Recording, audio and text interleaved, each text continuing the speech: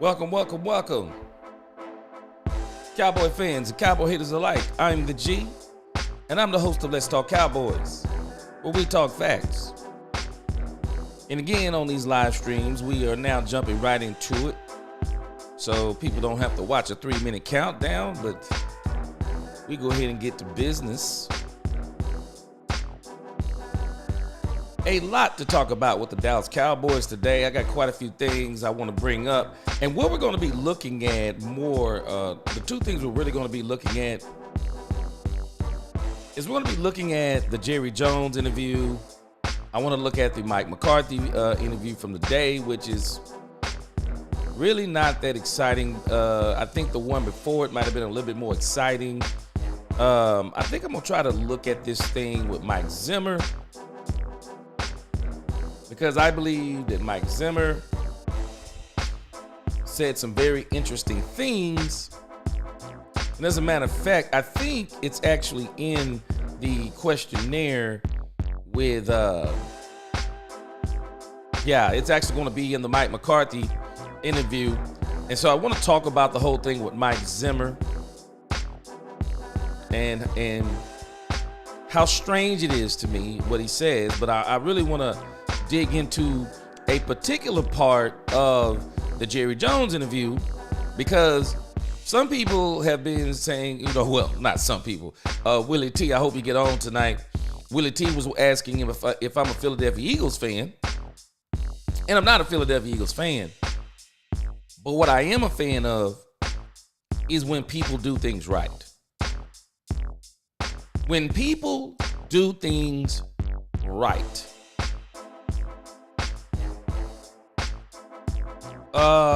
You need to use people who do things right.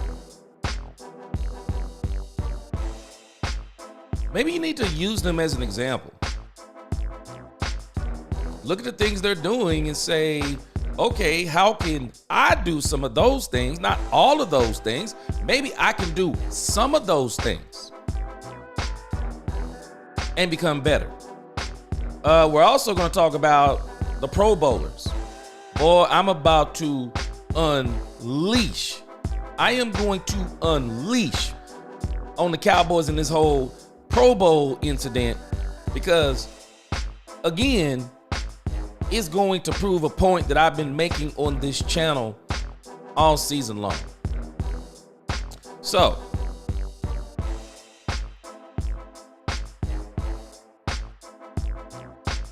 again, welcome. Jared, what's going on? Santiago, what's going on? P-Funk in the crib, what's going on? Appreciate you. P-Funk say he love watching the show. Appreciate you.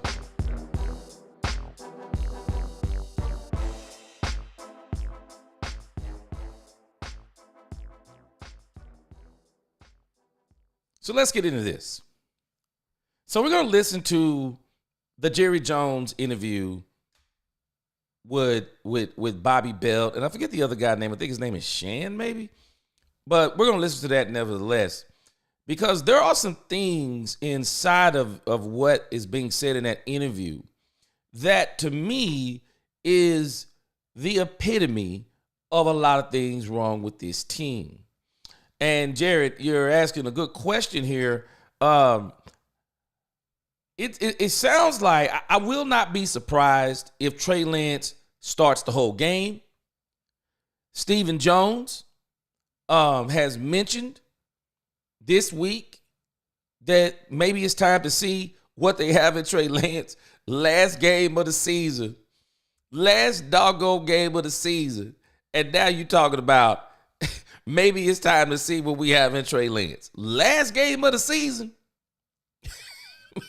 Man, you can't make this stuff up. You cannot make this stuff up. It's crazy. They should have been letting Trey Lance already play. I said it before. People thought I was hating. No, I wasn't hating. What do we need to see Cooper Rush for? What do we need to keep seeing Cooper Rush for? We know what Cooper Rush is. There's no questions about Cooper Rush. And I'm sorry, people can say anything they want to. We were not, and I'm going to say it again, we were not going to the playoffs with Cooper Rush. For what? To get embarrassed? What were we going for? Number one, we were not going with Cooper Rush. I don't know what else to tell anybody. We were not going anywhere with Cooper Rush. We should have already, as a team, we should have already had Trey Lance playing. And I think the game that they really should have started Trey Lance was last week against the Philadelphia Eagles, because we already know this. Cooper Rush does not have a chance against those type of teams. No chance. No chance against good teams. No chance. Only chance he has is the defense does something that's so phenomenal that he doesn't have to do anything. And I'm sorry, Mike McCarthy owes Trey Lance. He owes Trey Lance. What's going on, LaQueen? Good to see you. Alice, what's going on? Jared is, of course, you already in the house first. Red Barnes, appreciate you. He said, great show. P Funk, yes, sir. Yeah, we got to keep it real, man. We do. We got to keep it real. I mean, it was lunacy going on with this team. To even think there was a chance. I never thought there was a chance. I did not jump on that bandwagon like so many other people did. I never thought it was a chance. I've already addressed this, but Cooper Rush isn't Kenny Pickett. Cooper Rush isn't even the backup quarterback. The third string quarterback for the Eagles named McKee. Based on what we saw in just a snapshot. But he's not Sam Darnold. He's not that level of quarterback. Now, if we would have had Sam Darnold, I would have been like, hey, man, we got a good chance. No, we were not going anywhere. What's going on, Roberta? It makes sense to me to have Trey Lance play. Should have been playing. Jameson, what's going on? Should have been playing. All right, tomorrow, last day of dialysis.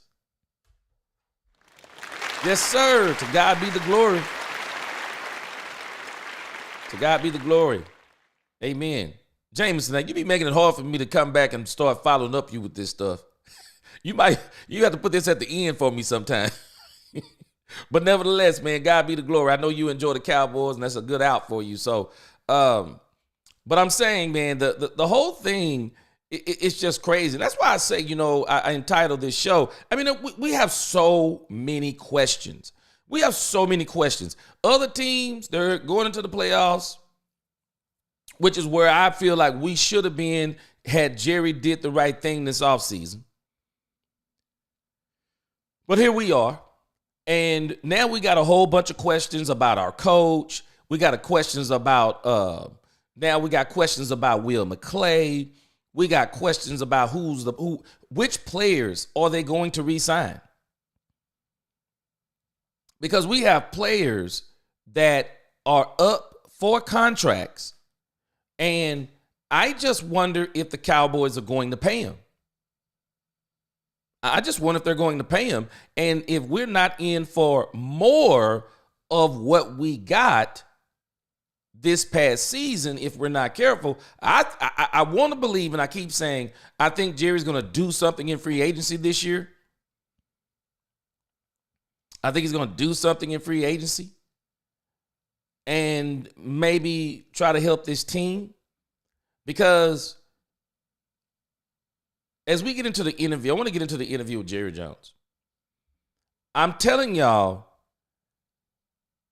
while I'm not going to believe Mike McCarthy is gone until there is a press conference and it is announced that he's not the coach, I'm not going to believe that he's gone. But at the same time, I'm not going to believe that he's going to be here based on some things that Jerry Jones keeps saying. Because when I tell you that Jerry Jones is holding the Mike McCarthy thing close to the vest, it's an understatement.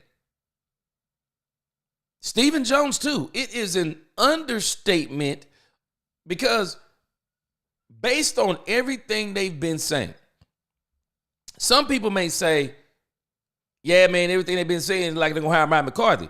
I'm in a different direction. I'm kind of like, the way it seems like they were trying to convince themselves or whoever they were trying to convince, that is what really gives me doubt.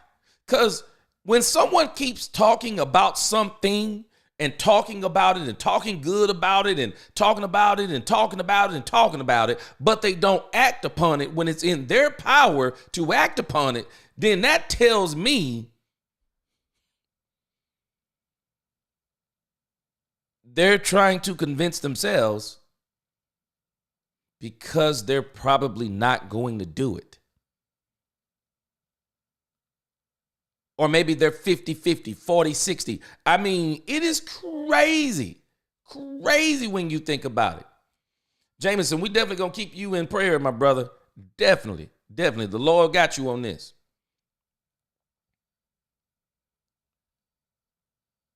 Jared asked a question. He said, should Dak Prescott come to watch the team play our last? Oh, yeah.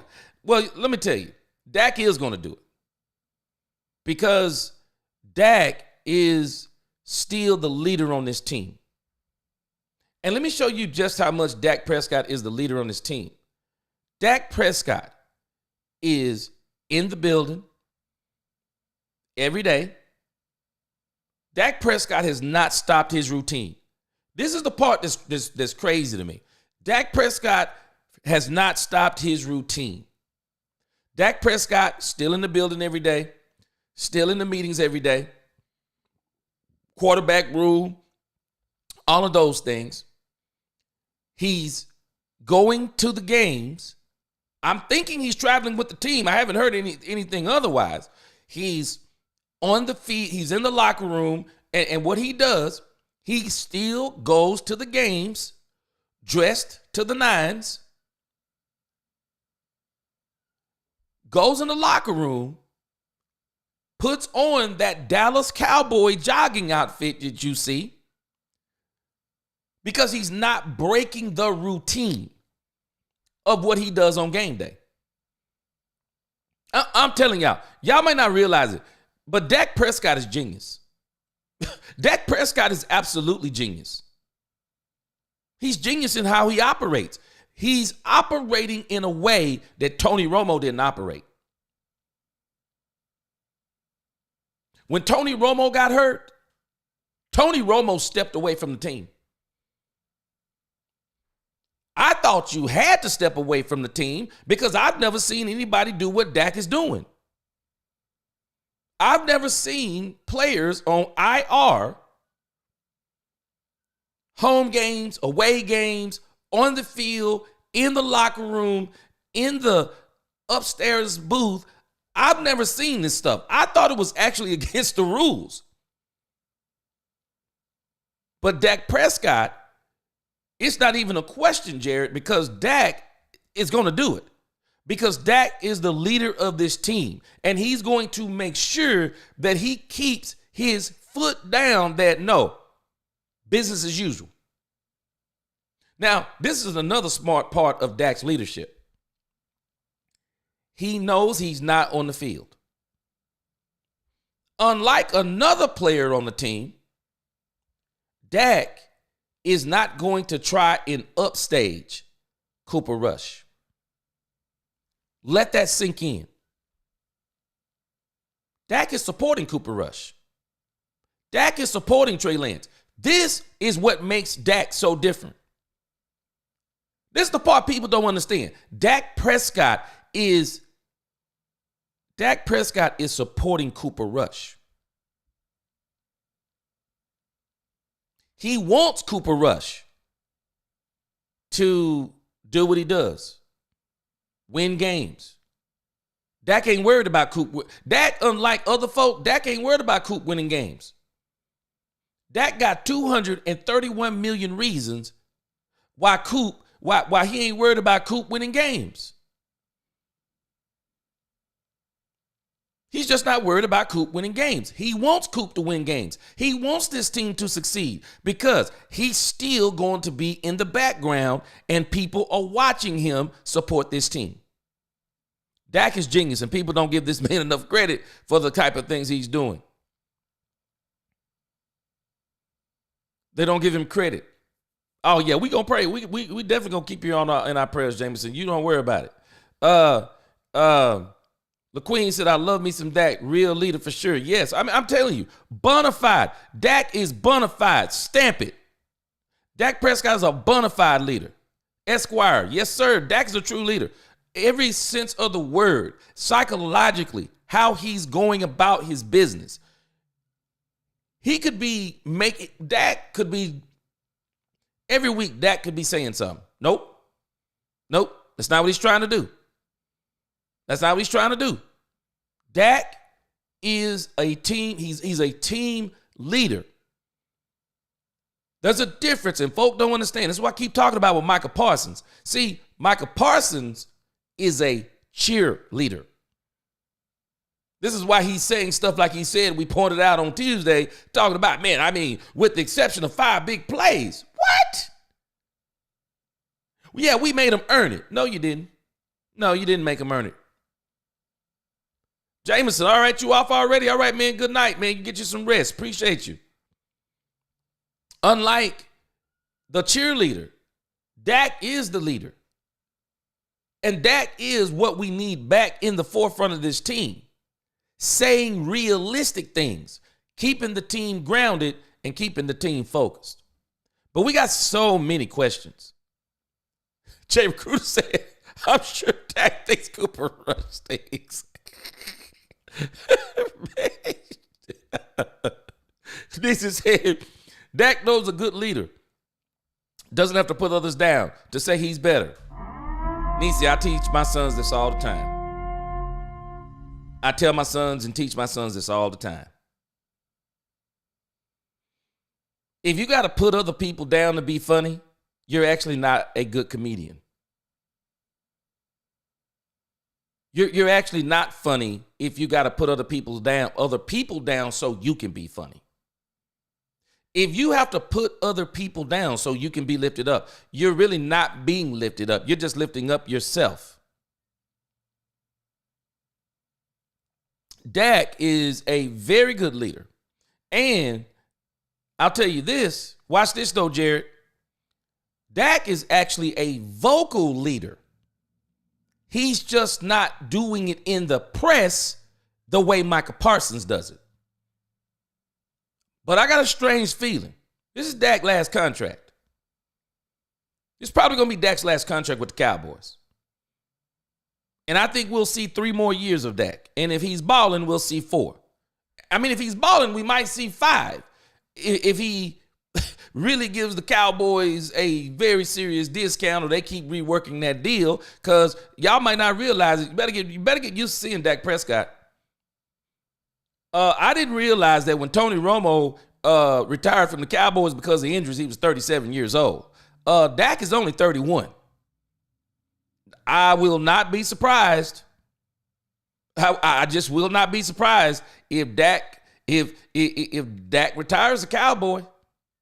I say it's 3 years. Dak may be here another 6. Another 5 at least.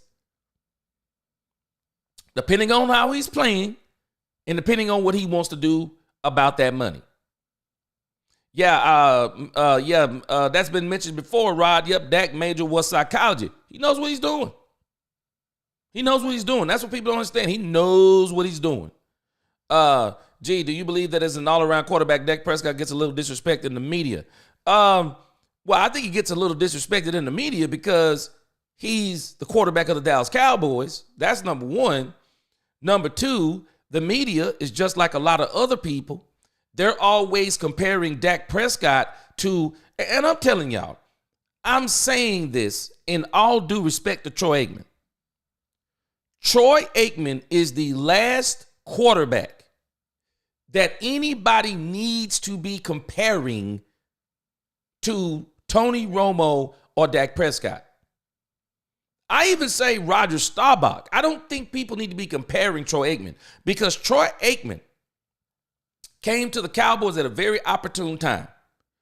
When Jerry Jones buys the Cowboys, and winning is so important to Jerry at that time that Jerry was willing to do, unlike now, Jerry was willing to do anything to get this team a Super Bowl. And he pulled out all the stops. Troy Aikman benefited from that. He really did. He benefited from that. The Cowboys were not an organic dynasty in the 90s like the Cowboys were in the 70s. The 70s Cowboys, the 70s Steelers, those teams who had dynasties in those days, the 80s teams that had those dynasties, we have to understand they were organic dynasties, as in player development. Okay, draft a player, let him sit 2-3 years, we see him, and now he's good. I mean, you saw teams building like that. I mean, it was a very organic dynasty that by the time they got to year 3, 4, 5, and they built these teams, they're good for what, 10 years. Troy was a benefit of, it wasn't, you could call it inorganic. It was a manufactured dynasty.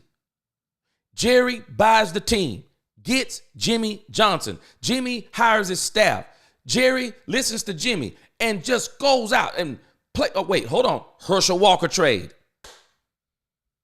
It was the cog in the whole machine. Herschel Walker trade. And then you just go sign free agency, free agent after free agent, trade after trade, free agent after free agent. And the team got good overnight. We didn't really develop players. We got good overnight. We got good overnight. What, third year? Jimmy was in the Super Bowl? I mean, overnight, because of they manufactured a dynasty through trades, free agency, draft, all those things. They used all three phases, and they quickly got there. Troy Aikman actually said they arrived a year early. Troy Aikman said that. Troy Aikman said, yeah, we actually arrived a year early. We didn't, or they didn't think we were going to win a Super Bowl in 92. A year early, manufactured. So the media tends to compare Dak Prescott to Troy Aikman, which is a very bad comparison, because Dak Prescott has never played on a team that was even half as good as Troy Aikman. And I don't even think Roger Staubach played on a team that was half as good as what Troy Aikman had. So Troy Aikman really benefited from the perfect storm. Jerry in desperate need of winning because it's a part of the plan. In order for me to make this team lucrative, because that's always been Jerry's intentions. We just didn't realize it. Jerry's intention from the get-go, make the Cowboys lucrative. Make the NFL lucrative. Make the Cowboys the most valuable franchise in the world. And so, sports franchise in the world, he achieved it. And the way he achieved it is the first thing he knew he had to do. Well, I got to build a team. And this is going to catapult me into the Jerry Jones interview. I got to build a team. And that team has to start with me trusting the coach that I hire, Jimmy Johnson. I have to put my trust in him. He knows football. I don't. I'm from the oil fields or wherever else he's from. I'm going to trust Jimmy. Jimmy, give me the players. Give me the players, Jimmy, and tell me what I need to do. And that's exactly what he did. He built a team. Jimmy got him a staff. Jimmy got the players that he wanted. Jimmy was the driving force of the team. Jerry was signing the players. Jimmy was the driving force of the team. He created culture. He built a team. Him and Jerry. I'm going to give Jerry his part because Jerry was signing the checks. And I'm sure he did some of the wheeling and the dealing. He did his part because Jerry is good at this stuff when he wants to do it. And they built a team. And they haven't done it ever since. And that's the problem with the Cowboys. And then we're gonna get into this interview. Niecy said, "What causes a person to lose a winner's mentality? Whatever it is, that's what happened to Jerry." Well, Niecy, the whole point of Jerry, it never was. See, winning was a byproduct. See, for people who want to win, the money is a byproduct.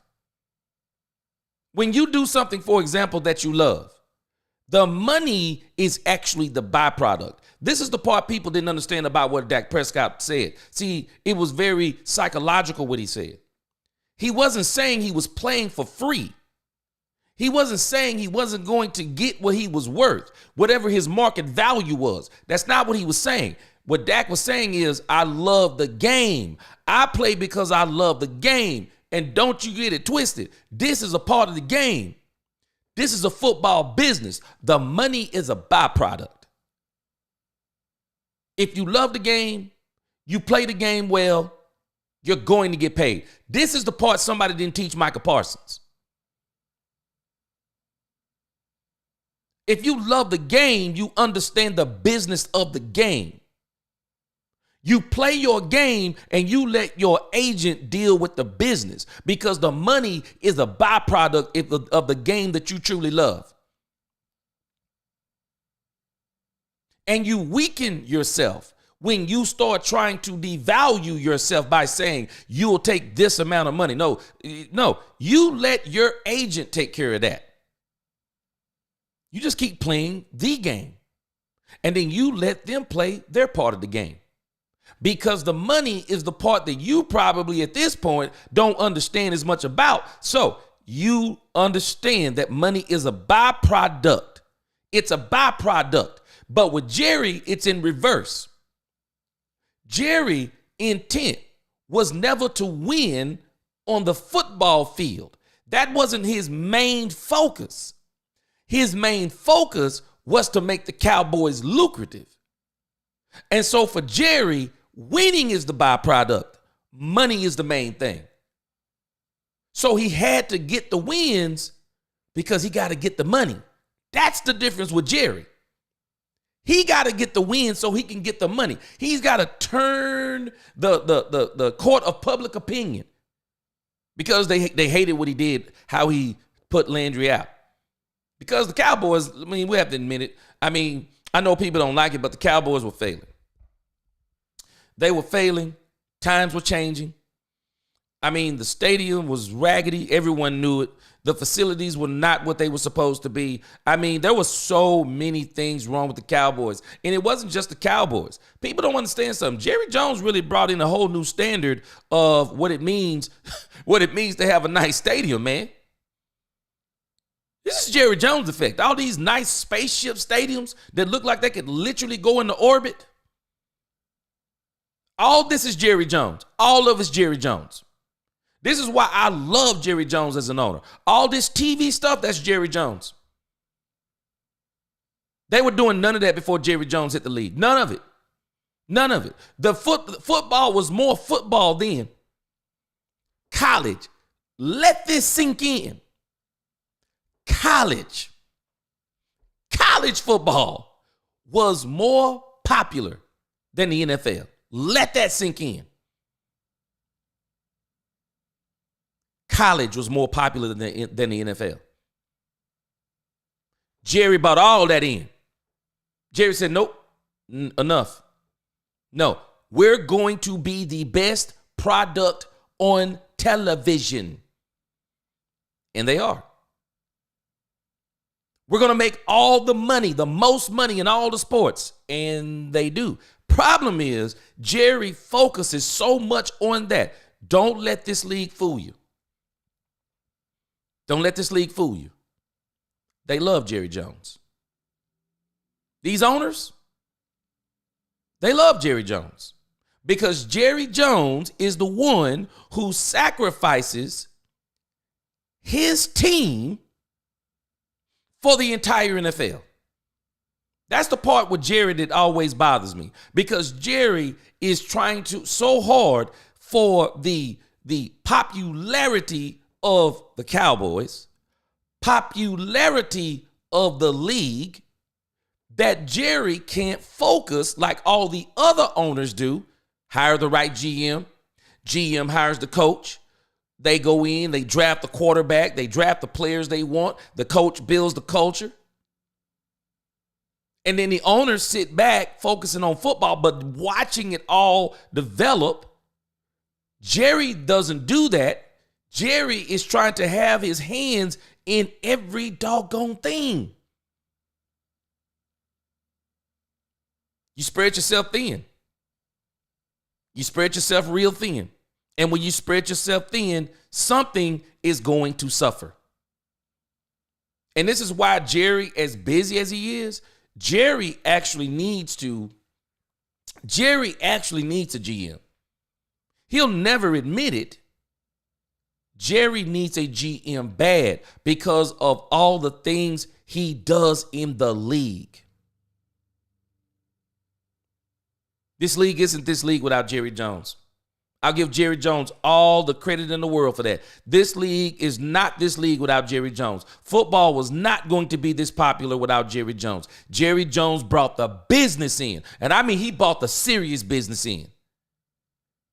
It was Jerry with those 49ers who started saying, nah, man, write them checks. Write them checks to them players like Deion Sanders. Write those checks to those guys like Charles Haley. Write those checks because we want to win the game. Because that's not how this league was built. This league wasn't built on free agency. This league was built on drafting players, player development, veterans. You think about the older Super Bowls. You didn't see like rookie quarterbacks winning Super Bowls in the old days. You didn't see rookie running backs in the old days. You didn't see a bunch of rookie players back in the old days. What did you see? Old school, older players. Quarterbacks who sat on the bench 2-3 years. Running backs who were behind another running back 2-3 years. Linemen behind. I mean, you saw teams literally develop in front of your eyes until they got to the point where like, man, they're going to be good now. And then they were good for so many years. This new era that came in with Jerry Jones. Rookie quarterbacks, rookie running backs, rookie wide receivers, rookie players everywhere, young, super young teams. Jerry bought all that. Jerry's the architect of a lot of this stuff. I give Jerry so much credit in those areas. Problem is he can't beat the monster he created. He's literally Dr. Frankenstein. He's literally Dr. Frankenstein. A lot of folk don't understand. The monster was not Frankenstein. The doctor was Frankenstein. The monster was Frankenstein's monster. I mean, people call him Frankenstein, but he's Frankenstein's monster in reality. And Dr. Frankenstein was killed by his own monster. And Jerry can't seem to beat the monster he created. Free agency, the way people win. And I'm going to show you all this and everything that I just told you in this interview with Jerry Jones. So let's go to this interview with Jerry Jones for this week. I thought it was very telling some of the things that they're asking Jerry Jones. And I love what these guys are doing, man. They are trying to push Jerry Jones to his limits. And to Jerry Jones' credit, I think for Jerry Jones, it finally set in with him. It finally set in with him that we're bad. We're not winning. And so now these questions that probably would have ticked Jerry Jones off towards the middle of the season, we saw when he went off in the middle of the season, Jerry ain't going off because he's come to the stark reality. Nisi, you created the salary cap and you can't work it. Sell that lie to someone else. And I think the issue is, Nisi, I just don't think Jerry wants to work it. I think a part of the drama for the Cowboys is that Jerry loves the contract disputes.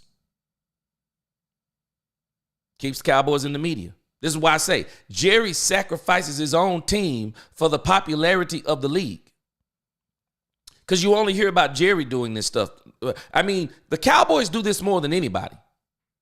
Other teams do it, but not like the Cowboys. You don't see these things dragging on. The Jordan Love thing, I mean, that just didn't drag on. They didn't even wait on Trevor Lawrence. Tua Tagovailoa thing didn't last long. I mean, you don't see this stuff lasting like it does with the Cowboys. I mean, we take this stuff to the umpteenth degree. Cincinnati Bengals, they're going to pay for it with Jamar Chase. Because Jamar Chase done balled out so hard now, I don't know how they're going to pay Jamar Chase. Jamar Chase is about to get that bag because Jamar Chase has surpassed Justin Jefferson, at least this year, as far as the way he's balled out with Joe Burrow. But I digress. Other teams don't do this. But I want to get into this, Jerry. No cap. Where you been, man? Where you been? Happy New Year. Where you been? He said, man, oh, man, the Jeremiah Smith wide receiver from Ohio State is on my wish list in 2027 and defensive back Josh Downs in 2026. You know what? I want to talk a little bit about some of these things that we've been seeing in these college playoffs. And I think we've seen something. Let me make sure as I get down here. There is someone I want to mention. There is someone who I want to mention that should really have all of the Cowboy fans thinking different.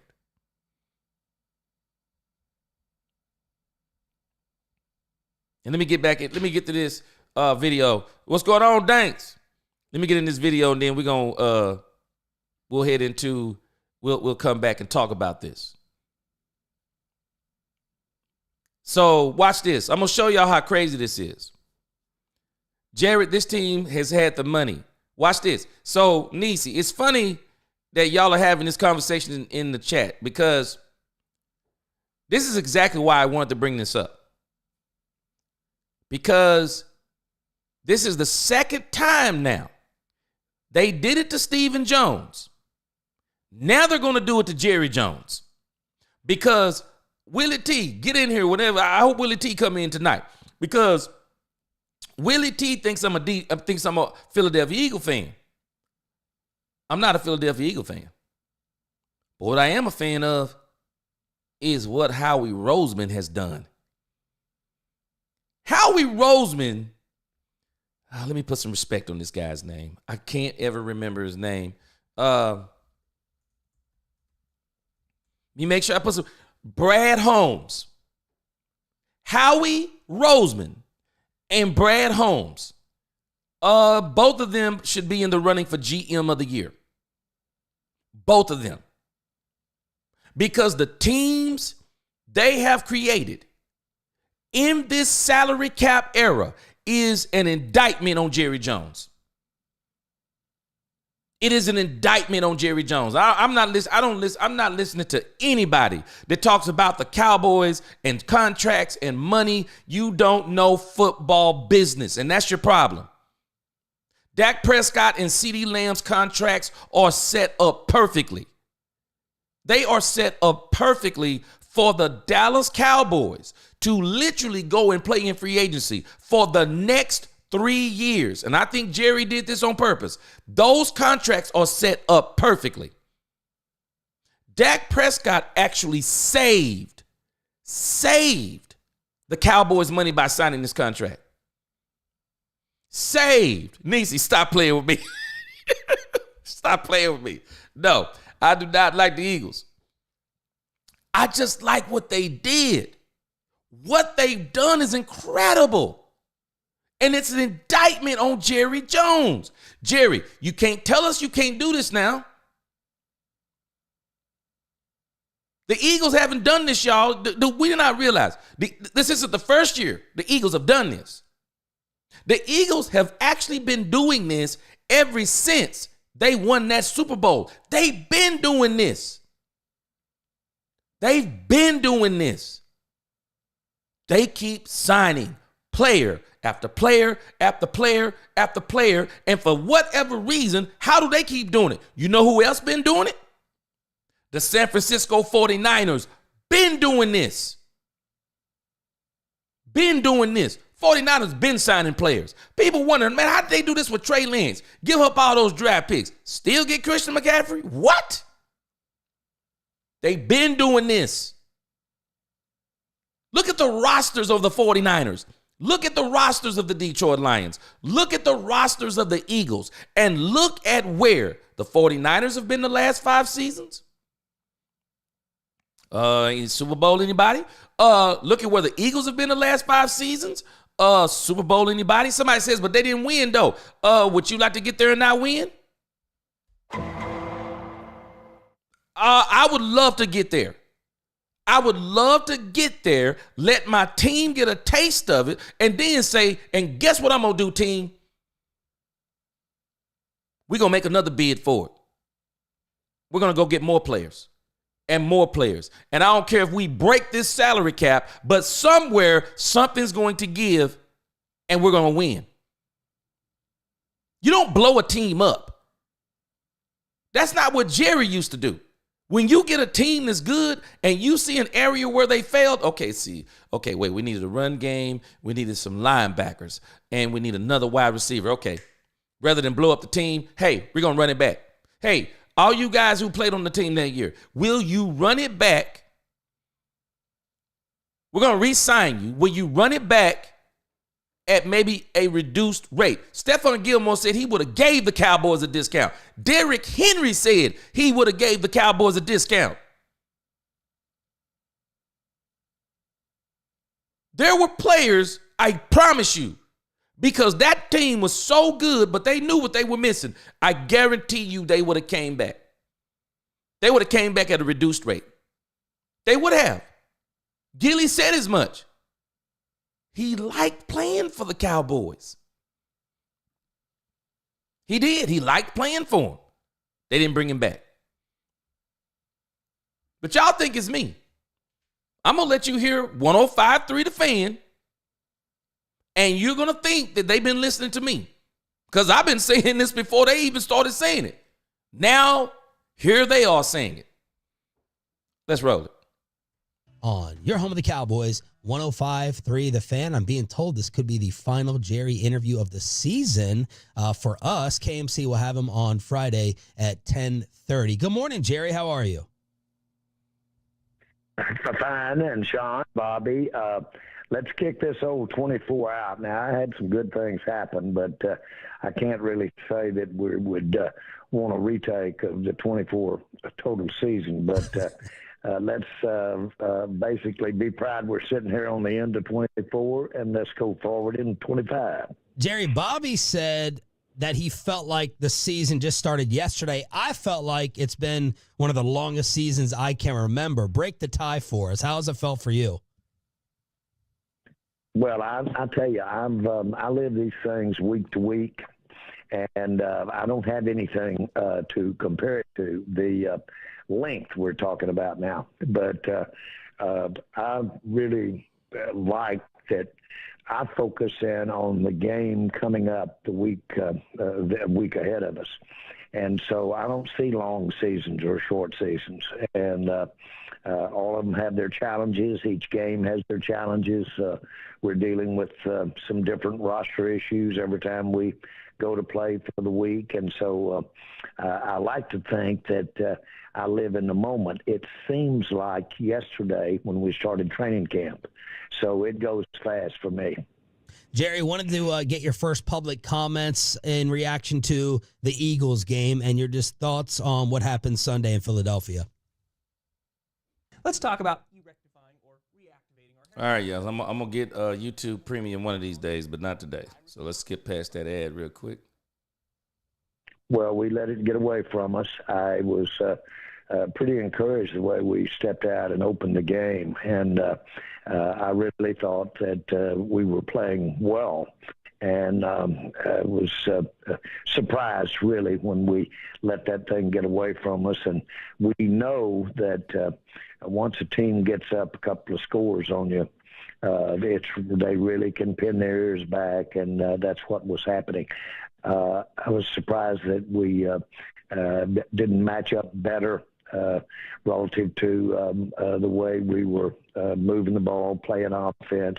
Again, I like the way we started, but we let them take the air out of us there midway through that second quarter and going into half.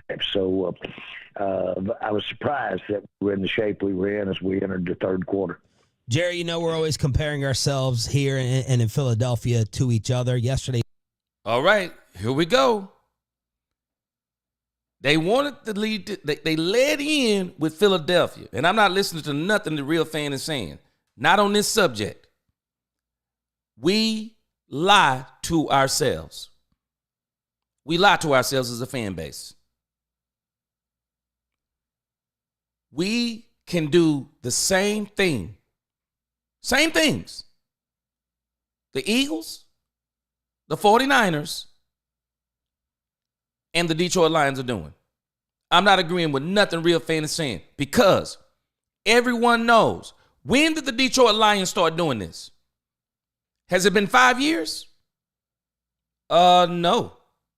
The Detroit Lions last year is when they started making their chess move. Last year is when they started making their chess move. And then in the offseason, draft, then in the offseason, who they signed. The Detroit Lions have been building this team up over the last 2 to 3 years with everyone who they are signing. Go look at their books. They have signed so many players over the last 2 years to get them to the point that they are. And the Cowboys were absolutely close to being where the Eagles, the Lions, and the 49ers were, simply based upon if we would have addressed three areas. And the Cowboys didn't even have to address those areas as in, okay, we got to go out and get world beater players. No, you got to know what you're doing. I don't care what anyone says. Bobby Wagner would have changed life for the Dallas Cowboys in 2023. Dan Quinn wanted Bobby Wagner, and I truly believe just the addition of Bobby Wagner would have helped the Cowboys exponentially. Wide receiver. What more can you say? They could have got another wide receiver last year. There was no reason. They didn't want to. Because Jerry believes in when he pays you or when he's about to pay you, then you have to be the man. I had to be the only one thinking like this. I thought it was absolutely ridiculous that CeeDee Lamb had 1,700 yards last year. I don't know about most folk, but when I see a wide receiver catch that many passes and have that many yards, I don't look at that and say, wow, that wide receiver is a beast. No, I look at that wide receiver and say, do we not have another one? Do we not have another wide receiver? Now, if you tell me CeeDee Lamb got 1,700 yards, Brandon Cooks has 1,000 yards, if you tell me that, then I'm like, okay, cool. Dak just throwing this thing all over. Dak just throwing the ball all over the place. But when you tell me you have a top 5 wide receiver, and then every receiver on your team after that is not even in the conversation of the top 50, top 75. They're last in separation. I mean, when you start adding this all up, we were acting like it was a thing. No, it was actually terrible that we had CeeDee Lamb doing that. Tony Pollard coming off of a broke leg. I mean, we were literally 3 positions away from let's make these adjustments. And guess what? We could have addressed every last one of those. We could have got Amari Cooper back. We could have got Devontae Adams mid-season. We could have got Saquon Barkley at the beginning. We could have got Derrick Henry at the beginning. We could have got Nick Chubb at the beginning. We had all kinds of options. There were all kinds of players available in free agency. We didn't want to do it. And then our draft, we still don't know what we did with that. We're going to be waiting 2 to 3 years on this draft to develop. I think Mike McCarthy has literally had a hand in this, because I just find it to be strange that these drafts have gotten weaker and weaker and weaker, and Mike McCarthy said he's had input in them. No, we could have done what these teams have done, but no. No Cap says something here, and No Cap is a 49er fan.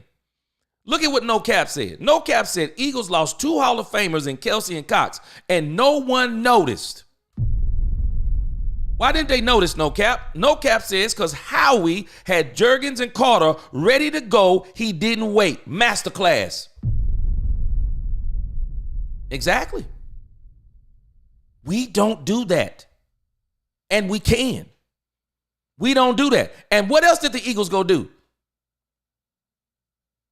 They went and got Saquon Barkley. They went and got Saquon Barkley. We could have did that. Look at Saquon Barkley's contract. It's Saquon Barkley's contract, people may not realize it, it's not even an outrageous contract.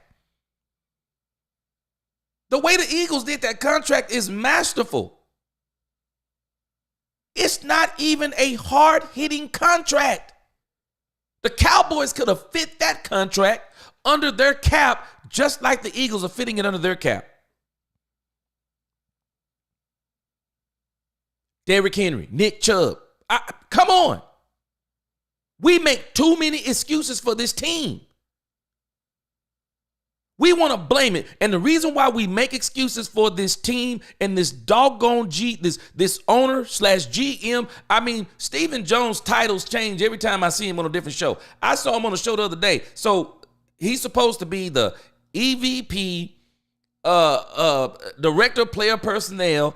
Then I saw the other day he's co-owner. I mean, he's got like 9 different titles. This is why they're about to call Jerry Jones to the carpet. Same thing that I've been saying. They're about to call Jerry Jones on the carpet on this stuff. That's why I'm not listening to this toxic part of the fan base who wants to blame everything on Dak Prescott. Because that's exactly where they aim everything.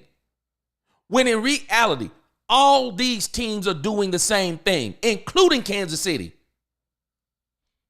Let's take some of this stuff off the quarterback's plate. It's too much. It's not sustainable. Take some of this stuff off the quarterback's plate.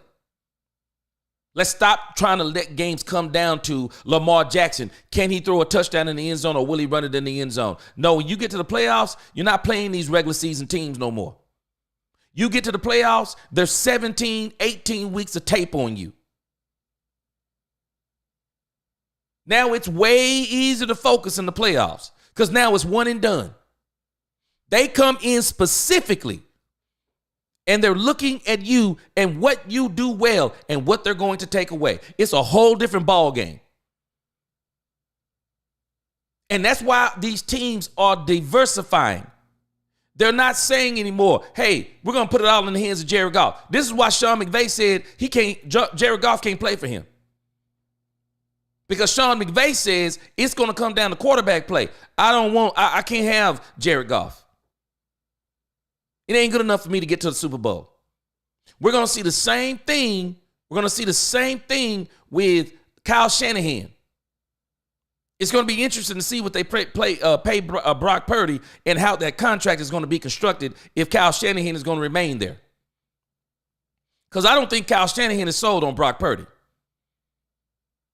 And I think we're about to see a war with the 49ers and see how that all shakes down. They're not sold on Brock Purdy.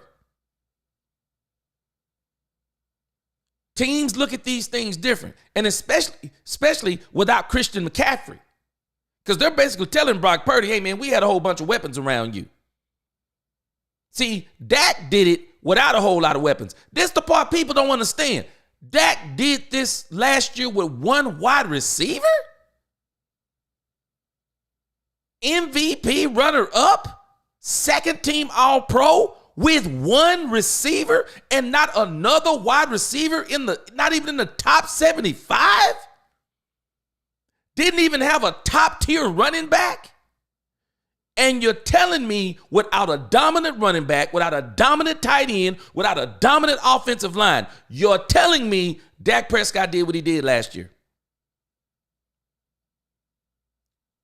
Insanity. Insanity. Jalen Hurts, Jared Goff, Brock Purdy with weapons around them. They haven't done what Dak did. They didn't. They haven't. And their GM said, and guess what? And we're not going to even let them do it. Let's build a team around them. Let's build a team around them. And we're going to pay them. We're not going to get them at a discount. No, we're going to pay these players. All of them. We're going to pay them. Detroit is paying these players. Yeah, they're paying them. 49ers, they're paying these players. You're not hearing about discounts. The only question is going to be Brock Purdy. But all the other ones, they paid them. They paid McCaffrey. They paid Brandon Ayuk. They paid Bosa. They paid Debo. They paid Kittle. How are they paying, y'all? How are they paying 7 players? And we struggling. We're struggling playing what? We're struggling paying 2 or 3 players. Let me let you, hold on. Let's listen to this. Steven touched on the way that they've built their team. What are your overall thoughts on the Eagles, the way that they've built it, and their possibility as a playoff and Super Bowl contender? Well, I've got a lot of respect for that team this year, and I thought they did pretty well the other day with their backup quarterback. And, of course, we think a lot of their starting quarterback, and I like what they've done. They've got some big guys on the front, big defensive linemen, and they've got a real solid offensive front. If you look at our best years, and you look at, let's say, Dak Prescott's best years, it's when he's had outstanding offensive line.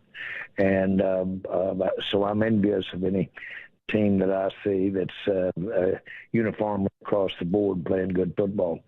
And that makes a big difference. But the good news is I think that is one of our strengths going forward. We've got some young guys. They've played a lot this year. They'll be much better next year, and that'll be a nice complement to what we expect from Dak and what we expect from our offense. Jerry Jones. Did y'all catch that? Jerry Jones couldn't help but concede. And let me push back on Jerry. I don't care what anyone says. This current Philadelphia Eagle team, Dak's rookie season team isn't better than this team. Dak's rookie season team, which I argue is the best team Dak played on in Dallas. Dak's rookie season team is not as good as this Philadelphia Eagle team. That's why they're even talking about the way this Philadelphia Eagles team is constructed. And even Jerry Jones is admitting this Philadelphia Eagles team, it is constructed, y'all. I'm telling you, this team is not constructed to win. This team is constructed to win Super Bowls.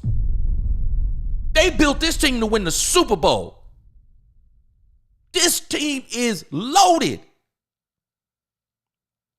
Let me just start at the quarterback position. Kenny Pickett? I told y'all before going into the game, Kenny Pickett's better than Cooper Rush. Kenny Pickett is better than Cooper Rush. We're just talking about the quarterback position. They got a first-round draft pick quarterback behind Jalen Hurts. And you're not hearing the controversies like in Dallas with the way Kenny Pickett performed. No one's talking like this. because Jalen is the starter. Even with lesser numbers down the field, but what he brings overall, which is the same issue with Dak Prescott overall, he's, as Shannon Sharp said, he's Patrick Mahomes compared to Cooper Rush. Jalen Hurts, look who he's got behind him, Kenny Pickett. Do y'all know the Eagles are actually constructed that if Jalen Hurts went down, the Eagles are still winning? Let it sink in. Let it sink in. The Eagles can still win with Kenny Pickett. I'm even going to go out on a limb. Not only can the Eagles win with Kenny Pickett, from what I saw from McKee, they can even win with the third string quarterback. Why? Why can they do that? How was that even possible? They have a super team. Even in Dak's rookie season, we didn't have the wide receiver core that they have right now.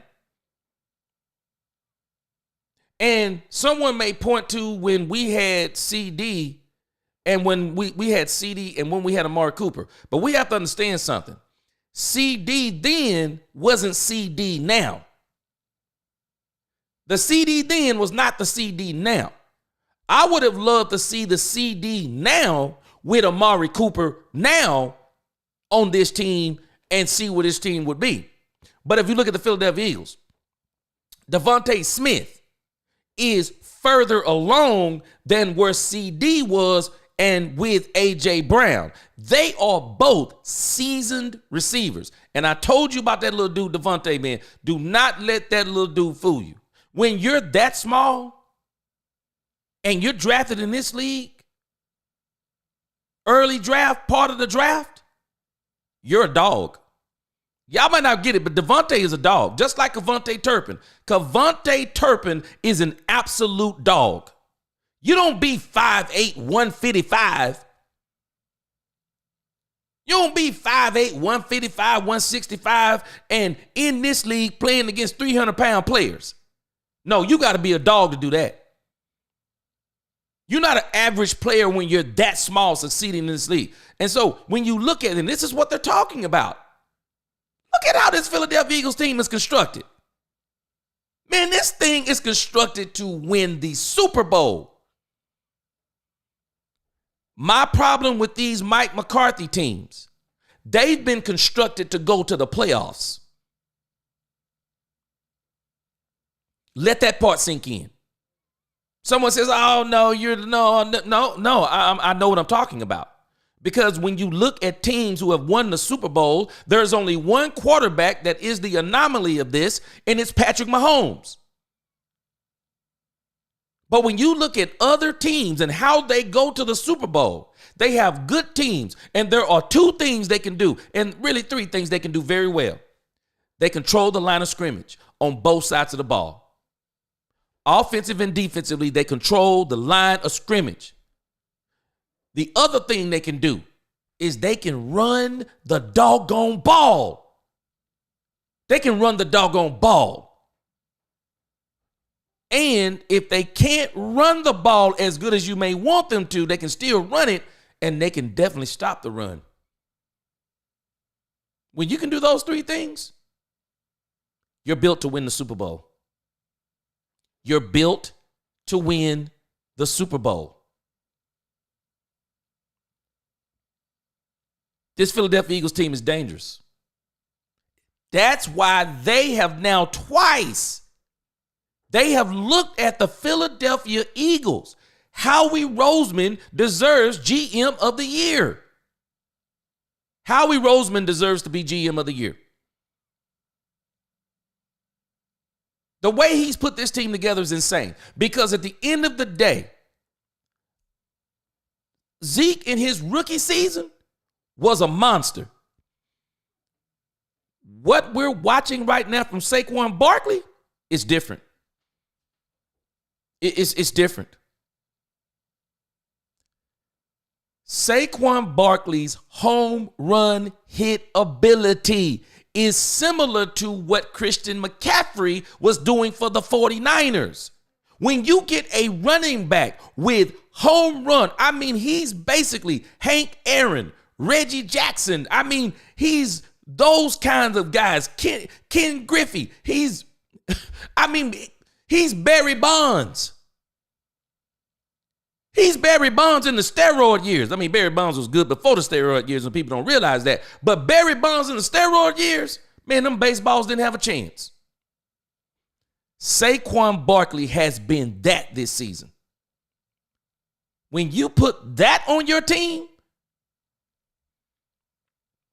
and you're doing it in the salary cap, there's a reason why they're asking Jerry about this. And Jerry can't do nothing but concede. Because Jerry, did you notice? Jerry's not doing all the pushback that these fans do. The fans who don't even understand the salary cap. Now, I don't proclaim to understand it as in a science, but I do know enough about it to where when I look at contracts, when you're looking at contracts, when you're looking at the money available, when you're looking at when the contracts were signed, when you're looking at who was signed at the time or who was signed before the player you signed. When you start looking at that stuff, you can get a real good snapshot of the salary cap and understand either why you're not succeeding at it or why you're succeeding at it. And all you have to do is study the Detroit Lions, study the Philadelphia Eagles. If you'll study those contracts, you can clearly see how they're doing this. People keep saying, how are they doing it? The crazy part is it's not even a secret. It's not a secret. Just go look at how the contracts are constructed, and you can follow suit. It's that simple. Now, you're going to have an eye for talent. You have to have an eye for talent and able to work it and get some of these players. You got to be good in the draft. I think another issue with us, we haven't been as good in the draft as we've been in past years. And now with Mike McCarthy saying that he's had a lot of input in player personnel, even though Jerry didn't get him Aaron Jones, he's obviously playing a part in the draft process. And I don't find it to be coincidental that our draft picks have been slow developers. Some of the players have been slow developing players. And it makes me wonder with him loving the West Coast offense. Maybe that's why our receivers outside of CeeDee Lamb, maybe that's why our wide receivers are not explosive. They're not down the field guys. They're not those home run hitter guys. Maybe that's why we're looking the way we're looking. But I'm telling you, this ain't about being Eagles fans. No, they're noticing it too. They're noticing it too. Because if you look at the Philadelphia Eagles have done something quietly that people don't want to give them credit for. Go look at the NFC playoff picture. I'm not taking Sam Darnold over Jalen Hurts. I'm not. I'm not taking Jared Goff over Jalen Hurts. I'm not. I'm not taking Baker Mayfield. I'm not taking Jordan Love. I'm not taking Rams quarterback. Doesn't come to my name right now. I'm just not taking. There is not a quarterback in the NFC playoffs. I'm taking over Jalen Hurts.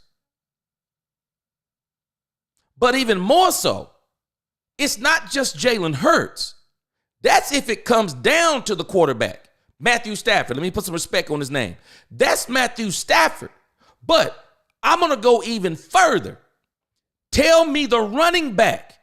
Tell me the running back. Tell me the running back in the NFC you're taking over Saquon Barkley in these playoffs. Tell me. Tell me. There is not a running back in the NFC playoffs that I'm taking over Saquon Barkley. Tell me in the NFC playoffs. Tell me a wide receiver duo. A wide receiver duo, you're taking over A.J. Brown and Devontae Smith. I'm just telling you, the way they constructed this team is crazy. It's crazy. Howie Roseman deserves to be GM of the year. And what they're doing to Jerry Jones, and they've done it now twice, first to Steven, now to him. They're indicting them, y'all. They're indicting them as GMs. And then we got delusional fans trying to back the Joneses up on their mismanagement of the salary cap. Mismanagement of the salary cap, mismanagement of talent. This is ludicrous when we do this stuff. It's ludicrous. It is. And that's why now even they are pushing back, because you have to be deaf, dumb, and blind. Deaf, dumb, and blind to not see. You don't even have to like the Eagles. You can hate the Eagles, but you cannot hate what they've done. You can't hate it. If you hate what the Eagles have done, you just don't appreciate good GMing. You just don't appreciate good GMing. I don't know what else to tell you, but I'm just telling you, man, what these dudes, what they have done, what they've done is crazy. It's crazy. I wish we had the GMs. I wish Jerry Jones would go and say, hey, Howie Roseman, come to the Cowboys. Glenn, come to the Cowboys. Let me put some respect on this man's name. Jones here on the fan. I don't follow the Detroit Lions. Brad Holmes. Brad Holmes, come to the Cowboys. Brad Holmes will pay you double. Howie Roseman will pay you double. John Lynch will pay you double. This team is lacking GMs. A GM. It is lacking a bona fide GM. There's no getting around it. That's why they're questioning them on this. They're hitting them with this because you don't have to like the Eagles. Just look at how they're constructed. It's insane. And I don't care what anyone says. We've never had in Dak's tenure nor Tony Romo's tenure, we've never had a team constructed like this Eagles team is constructed. And Jerry said something in there. You better catch what he said if you didn't catch it. This is 90s Jerry Jones speaking in this part of this conversation. Jerry Jones says, and they better hit. You doggone right they better hit. I'm on record. If the Detroit Lions, if it don't come down to the Lions and the Eagles, and I'll give both of those teams a break if it comes down to them. If the Lions or the Eagles don't go to the Super Bowl, it's a travesty. It's a travesty.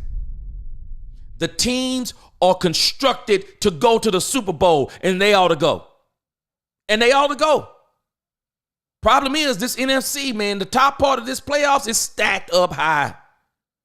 Sam Darnold and the Minnesota Vikings, they're going to have a little something to say about who goes to the Super Bowl too. They're going to have a little something to say. Green Bay Packers, they're probably going to have a little something to say. I mean, man, with the way Dan Quinn has the Commanders playing, Dan Quinn, genius. Dan Quinn want that 6th seed bad. Why does Dan Quinn want that 6th seed? Dan Quinn want it bad. You know why? Because the 6th seed is the catbird seed almost. Because if I get to the 6, well, at least I don't open up against the best team. The way they do these playoffs is best, worst, best, worst, best, worst. The real catbird seed is the 5 seed if you're kind of in the wild card, depending upon how the second round goes. But you're basically in the catbird seat. And so, Quinn, genius. No, we're coming out to beat the Cowboys. We're coming out to beat the Cowboys. Why are you doing that, Dan? Because we don't want to open up against the Eagles. Because we know that we caught a genie in a bottle. Jalen Hurts got concussed. So we were able to beat the Eagles with the backups. But I don't think we're going to be able to get that lucky again. He wants to play the odds. The odds are this. It would be better for you not to play the Eagles again this soon. Dan Quinn wants to get a playoff win under his belt. Dana Jet says golf over Hurts all day. Not me. Real says he take Matthew Stafford. Not me. And let me tell you the rhyme to my reason. You know the rhyme to my reason? It's this simple.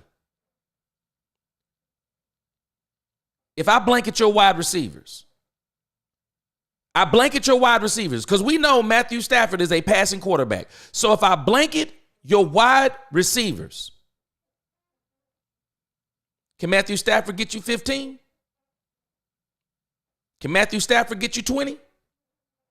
Can Matthew Stafford get you 45 on his feet? Can Matthew Stafford do that for you? Because once you take away Matthew Stafford's throwing, he's nothing. I mean, he's literally nothing. I mean, unless there are just wide open lanes, good luck. That's not going to happen hardly in the playoffs. He's not going to get that for you. Jared Goff, ain't no way. Ain't no way in Hades. I'm taking Jared Goff over Jalen Hurts. Again, can Jared Goff get you 15? And I'm not talking about every blue moon. Can Jared Goff rattle off 3 15-yard runs in a row? Can he get you 25? Can Jared Goff do that? Oh, by the way, there's something else both of them don't have. Jalen Hurts squatting, almost 600, if not 600 pounds?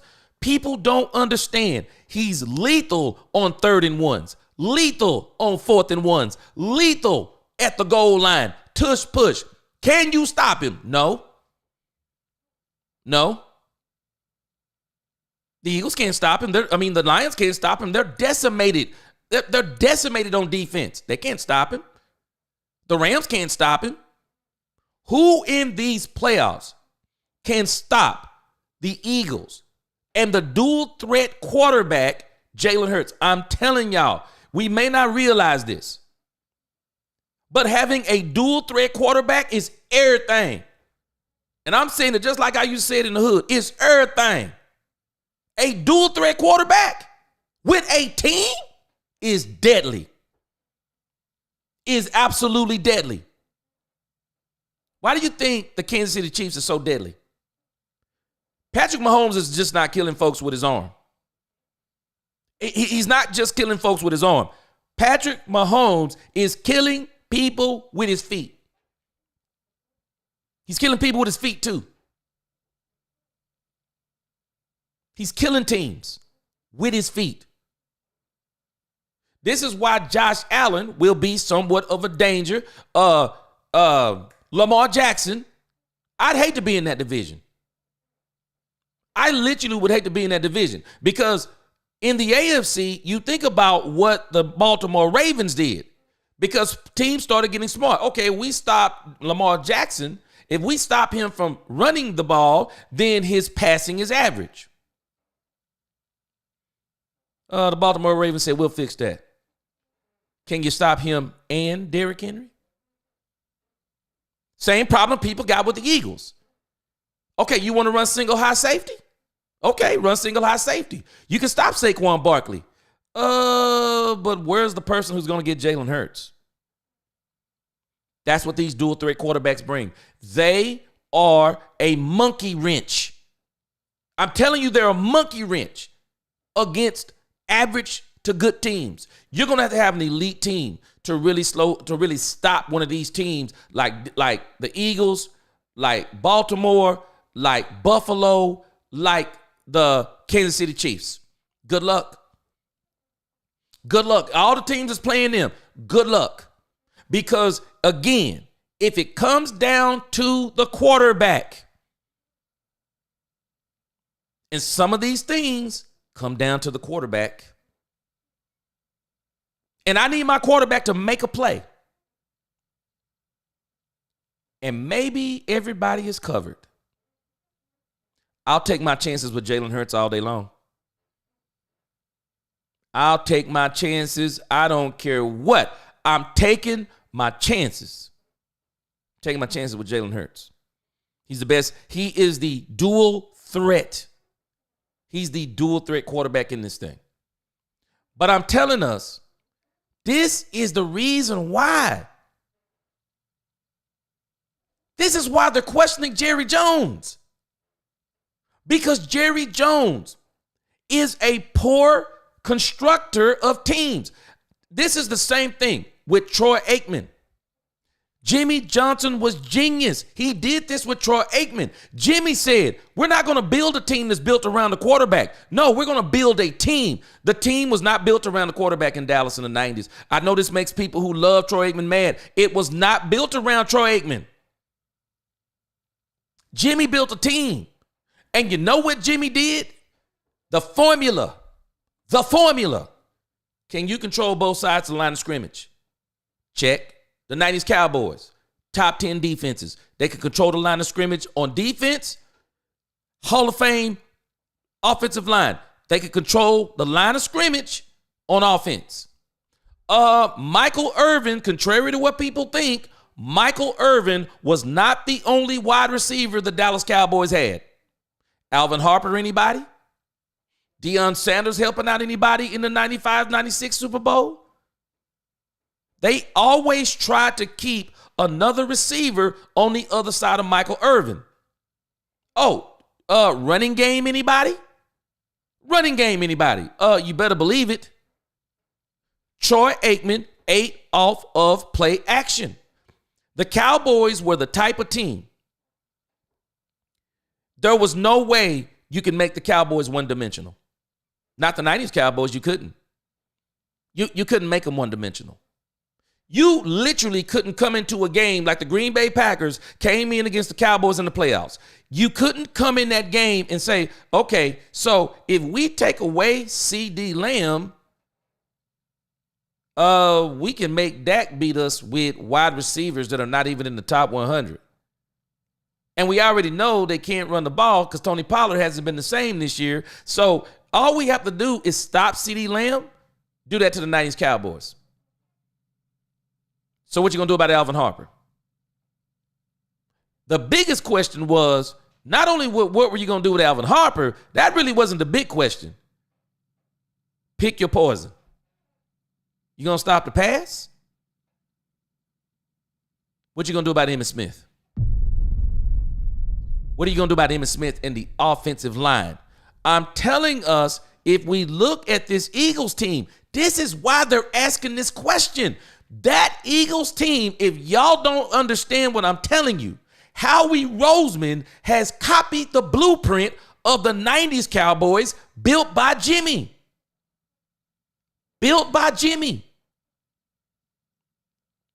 Go back and look at Troy Aikman's stats. I've showed them over and over and over, and people don't understand it. Troy Aikman, there are games Troy Aikman doesn't even have to throw the ball 20 times. There are games Troy Aikman is 200, less than 200 yards. Averaging 225, 250. How is he doing that and they're being so dominant? Because they have a team that's not dependent on Troy Aikman. But when Troy Aikman was needed, hey, Troy, we need you to rise to the occasion. Got you. Got you. Didn't always work, but got you. Big games, got you. I got you because we still got a running game. And they still got to stop it. So they have to pick their poison. If they're going to stop the run, then that means we're going to have some one-on-ones lined up. We're going to have some man-to-mans out here. Anybody who's going to put Michael Irvin man-to-man, you crazy. You wasn't man-to-man in Alvin Harper. You were not doing this against the Cowboys. They could beat you in all kinds of ways. So you construct a team. You construct a team that can beat teams in all kinds of ways. I think the Lions are similar because what they lack in a running quarterback, they make up for with the running back. They make up for with the running back. Sam Darnold, in a sense. I think the Vikings have done a good job. They make up for it with the running back in a sense, with the running game. They make up for it. Even though they kind of got a wide receiver core, it's pretty hard to stop too. Just look at how these teams are constructed. But why do they keep talking about the Eagles? Because they're more complete. Detroit, decimated. Decimated on defense. They really are. They're decimated on defense. And I'm telling y'all, there's a reason why they're not calling Minnesota Vikings a super team. Because they don't want to. They are still holding, they're still reserving the right to say that Sam Darnold is not him. They just can't do it. They can't do it. They can't push themselves to say that Sam Darnold is him and he's going to tear these playoffs off, because we've seen Sam Darnold in the past.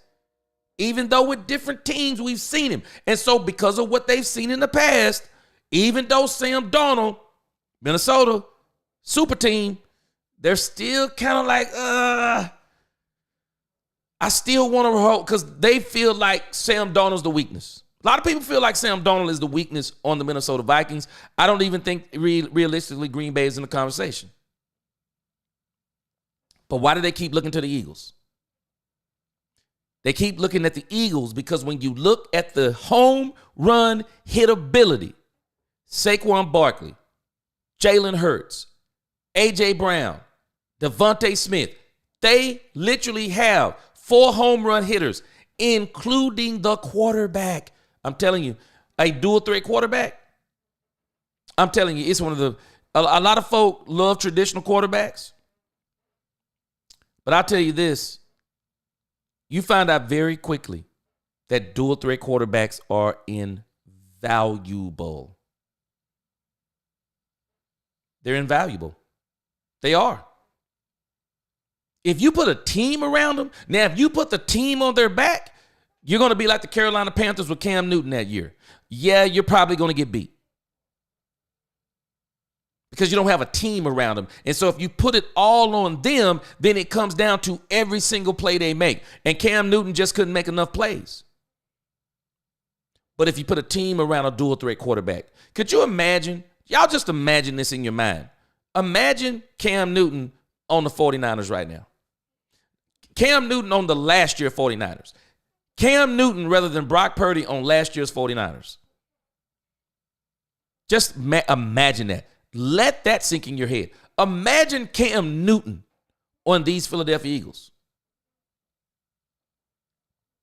Cam Newton with a team would have been insane. Nisi said, no, G, they come to the Cowboys and Jerry needs to get out of the kitchen. If he doesn't, it will be more the same. Yep, and that's the problem. If you listen to Jerry Jones and everything he's saying, it's going to be more the same unless, and I do think something's telling me Jerry's going to do something different. Taking himself out of GM, don't think he's going to do that. Of course, I don't think he's going to do that. But getting some players, I got a feeling that Jerry's going to do something different. I got a feeling he's going to do something different, especially over the next 2 years, because I'm hoping that people questioning Jerry, and I know some folk, they can't appreciate when someone does something well. You better know your enemy. That's a fatal flaw in people. You better know your enemy. And you better recognize when your enemy is doing things well. Don't sit back because you hate your enemy and you don't recognize what your enemy is doing well and be bullheaded and say, oh, well, I hate them. It don't matter what they're doing because at the end of the day, I hate them. Your hate don't win. Let that sink in, Cowboys fans. I know you want to be on a channel where people always say, oh, I hate that. Man, I'm sorry. In the infamous words of Dak Prescott, I'm not into hating teams.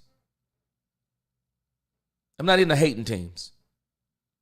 I'm not into wishing teams lose. What I'm into is our team doing the right things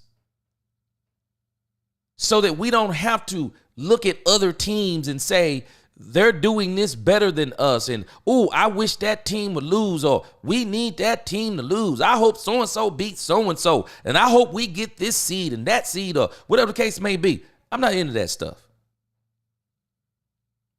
What I would actually like for us to do is to get a real doggone GM, or if they're going to remain GM, then go out and look at what these teams who are building these teams are doing and follow suit. Manage your salary cap. Do what these other teams are doing. And stop making it like it's rocket science. And then we got these delusional fans out here making up all these excuses. And now even the folk on 105.3 The Fan, Mike Fisher, there are other folk out there who don't play for who have no affiliation with the Cowboys. And they're all saying the same thing. It is a lie that the Joneses are feeding their fan base. To say they can't put players around Dak Prescott's a lie, because everyone else is doing it. To say they can't build a team is a lie, because other teams are doing it, and other teams are going to continue to do it. Look at Dan Quinn.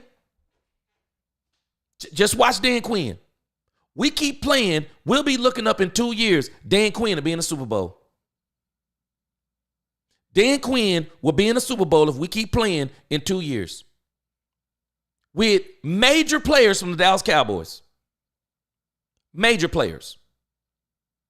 Dan Quinn has built a culture. Dan Quinn is building a team. And I'm telling us, if the Cowboys don't get in this mindset, we're gonna be the same thing. And this is why, for me, I'm like, I just don't. Mike McCarthy, for me, he don't control the parts he can control. And the part that I've had a problem with Mike McCarthy with is the play calling. That's the biggest part I've had with him. Carl says, Jerry and Steven had 30 years of study the game, players, etc., and they still don't get it. Carl, we don't realize we're not actually saying anything new. And what's bothering so many of us, some of us is as it applies to me, because I guess they think I'm the only one doing it. I'm not the only one doing it.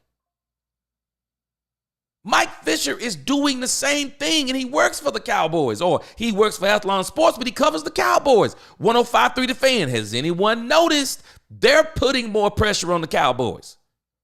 Why are they doing this? Because they have woken up out of the matrix and they're in the real world. And they're saying, why is the salary cap only a problem for the Cowboys? Why is it only a problem for us? Because even these other teams, they're starting to get it. They're starting to get it. The Atlanta Falcons, they're starting to get it. The Atlanta Falcons will be a problem in another 2 years. Teams are starting to get it. And you watch what I tell you, Sean McVay, if he continues to coach, Sean McVay is going to get it again. The San Francisco 49ers, they've already been showing us they get it. Their only issue is now they're trying to get their quarterback. And if it's going to be Brock Purdy, and if Kyle Shanahan stays there, you watch what they do. They're going to put more players around Brock Purdy. They're going to sign Brock Purdy, and it won't be $60 million. They'll probably sign him to about $50 million. They'll probably put them a good escape clause in there around year number 2, because this is just, if Kyle Shanahan is going to stay with him, I guarantee you this is how they construct that deal. There will be an escape hatch after year 2. So Brock Purdy, whatever money Brock Purdy going to get, Brock Purdy going to get that money at the beginning of those 2 years. And I wouldn't be shocked if they even try to get him on franchise. I don't think he'll play it, but I wouldn't be surprised if they at least try to do it. But all these teams are starting to get it. The Vikings. And people are saying this crazy stuff, talking about, yeah, man, the Minnesota Vikings, they're going to be entertaining trades for JJ. I think his name is what? JJ McCarthy? Stop it. These people crazy. Let me tell y'all, I don't care how good Sam Darnold is playing. I'm not trading JJ McCarthy and giving Sam Darnold a huge contract. I'm not doing that. I'm going to keep JJ McCarthy, who is extremely talented. I'm going to keep JJ McCarthy on that rookie contract, and if anything, I'm going to see what I can get for Sam Darnold. But there is no way, there's absolutely no way that I'm trading JJ McCarthy. And it looks like basically Sam Darnold's on a 1-year deal anyway. There's no way. There's no way. No way. He's an unrestricted free agent coming up in 2025. Okay, see you later. We built the team for JJ McCarthy anyway. Now, he goes to the Super Bowl, maybe a different conversation. But I got a feeling a lot of people are thinking that the Vikings are going to get bounced out. But I'm just saying, I digress. All these teams, they're starting to get it. They're starting to get it. They're building teams. They're building teams. Because I want to address this other issue. This is Mike McCarthy's press conference today. Mike McCarthy does a press conference. And I'm talking about this stuff because it's all centered around the problem with the Cowboys. I've been saying this, and I've been saying this, and I've been saying this. We don't build teams. We haven't built a true team since Jimmy Johnson. We've been close. And I think the closest they got to building a team was the year before Tony Romo gets hurt. The Green Bay game. And it's amazing. I was thinking back to this. It's amazing how it's so much history with these Green Bay Packers and Aaron Rodgers. Green Bay Packers, Aaron Rodgers, and then Green Bay Packers again last year. But it's like these traumatizing losses seem to come to the doggone Green Bay Packers. But I think the closest they got to building a team was the last year of DeMarco Murray. Aaron Rodgers stopped us there.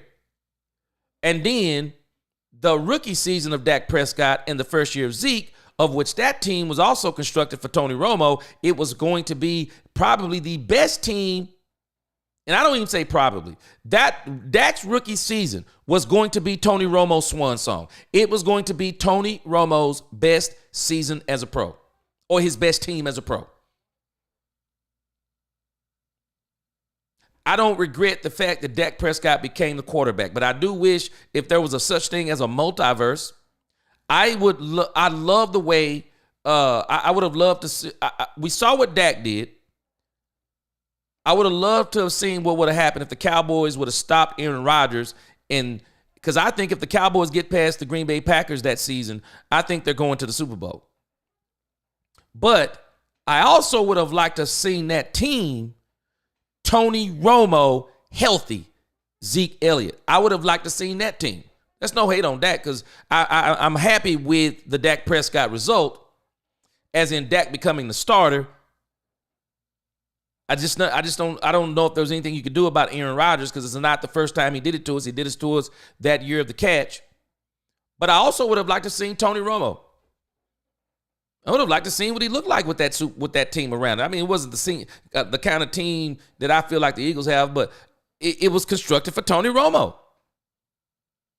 I would have loved to seen what Tony Romo would have did with that team. It was the closest, those 2 seasons were the closest the Cowboys were to a team. Since then, it's been the same old, same old. Players, not teams. Players, not teams. Yeah, Packers and Eagles. Yeah, and I think the Packers are going home. I think the Packers are going home.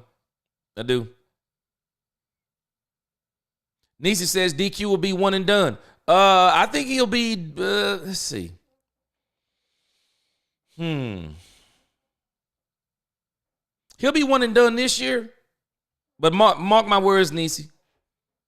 Dan Quinn will get this team to a Super Bowl. I just believe he will. I believe that they will get to a Super Bowl. Don't mean they're going to win.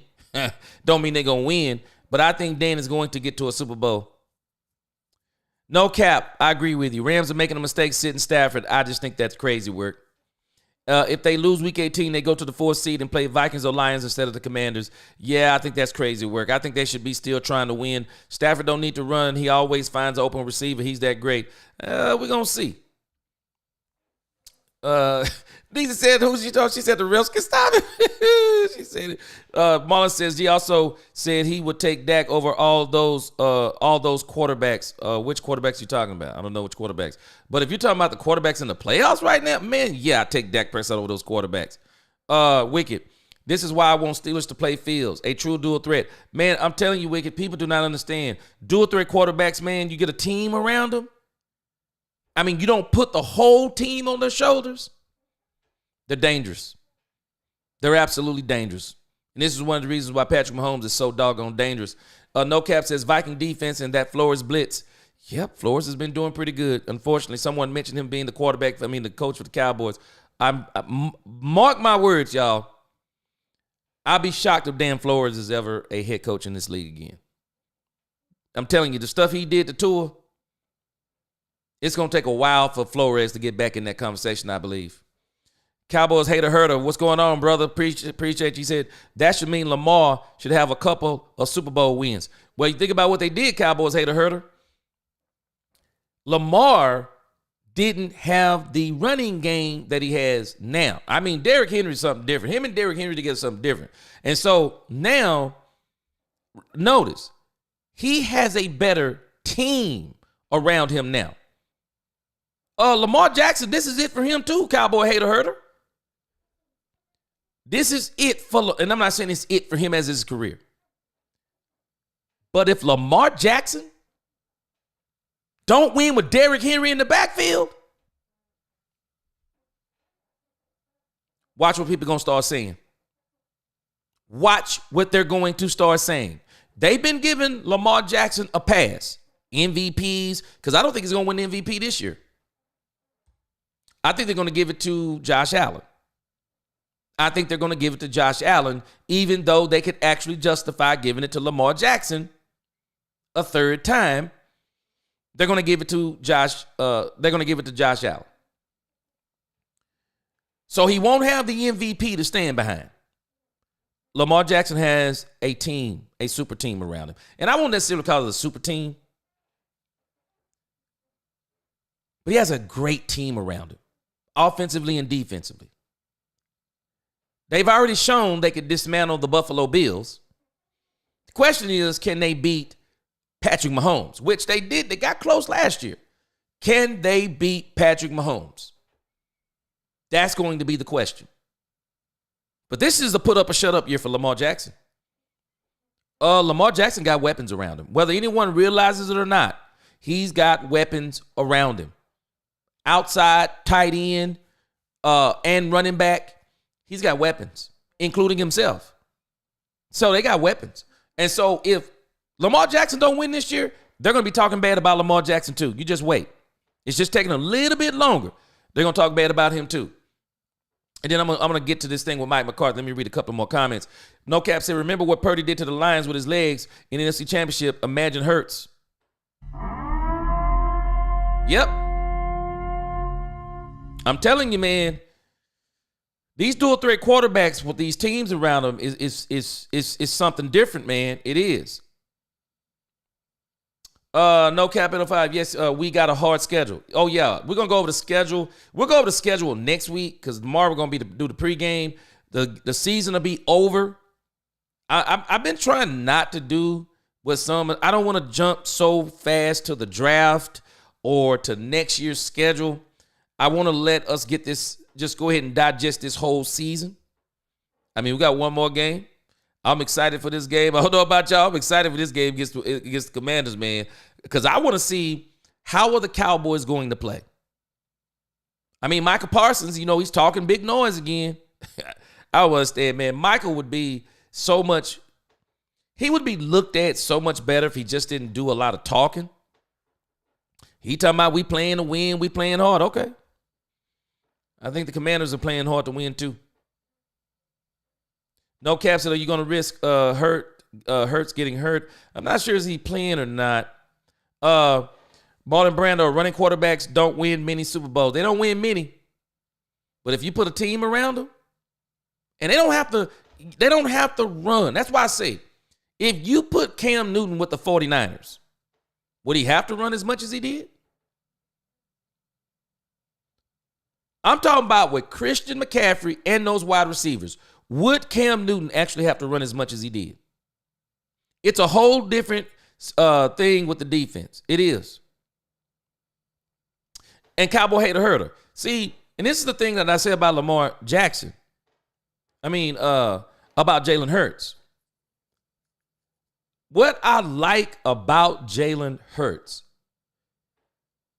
he's a better runner at this point than he is a passer. But at the same time, he helps in your running game, to me, a little bit different than Lamar Jackson does. I mean, Lamar Jackson is the flash, the outside runs, home run hitter, no doubt about it. Lamar Jackson is more of the control the line of scrimmage quarterback. Goal line, 3rd and 1, 4th and 1s. I mean, he's the TOP, time of possession quarterback. And every so often, I've already said it 3 or 4 times a game, he make throws and make you go, wow. Now, he's had some games. Someone mentioned it earlier. Now he's had issues. He cleaned it up at the beginning of the season, but from time to time, he'll hold that ball like a loaf of bread. And you can get a turnover on it. But I like what Jalen Hurts does with the team as it applies to he can control the line of scrimmage.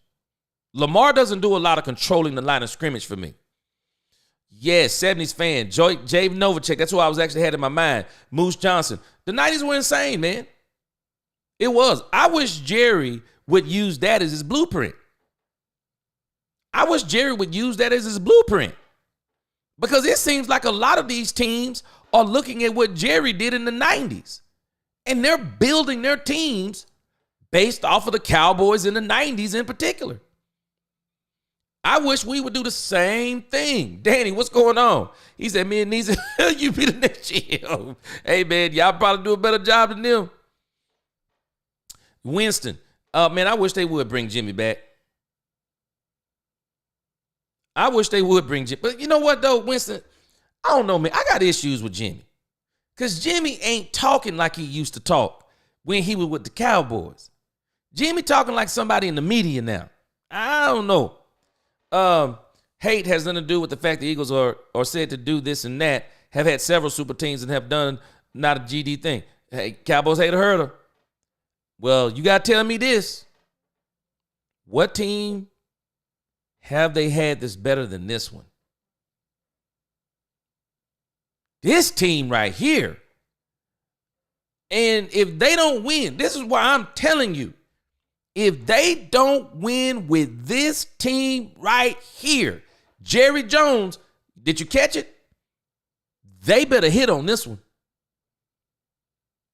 They better hit on this one. And maybe it's a little further in the interview. But Jerry says this in the interview. They better hit on this one. This is the team you better hit on.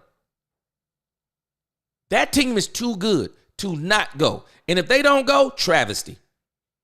That team don't go, I wouldn't be surprised Nick Sirianni isn't back. I wouldn't be surprised if Nick Sirianni isn't back. Because they're going to say to Nick Sirianni, this team was too good for you not to win the Super Bowl with. You're done. And somebody brought this up the other day. See, this is what makes other teams other than the Cowboys. See, y'all got to feel what I'm telling you.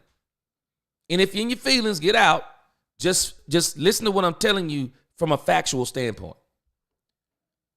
Howie Roseman, someone mentioned it. If you're on here, take credit for it. Howie Roseman has an incentive to win.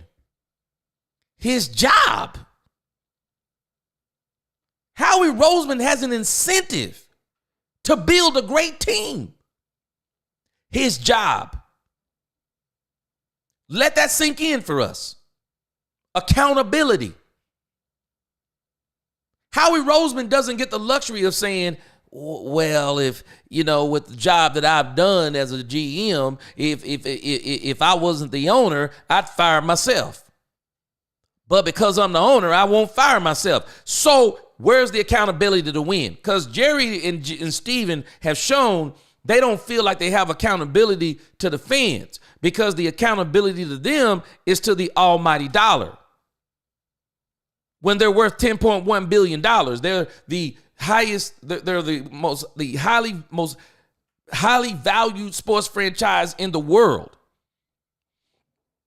Well, that's where their accountability lies. Howie Roseman don't get that. He doesn't get that opportunity. Howie Roseman teams don't win, fired. John Lynch, fired. I mean, the Detroit Lions GM, Brad Holmes, guess what? They don't win this year.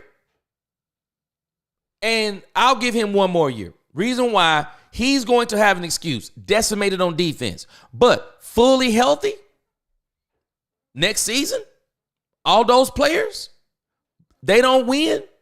Brad Holmes, how much more do you need? Howie Roseman, how much more do you need?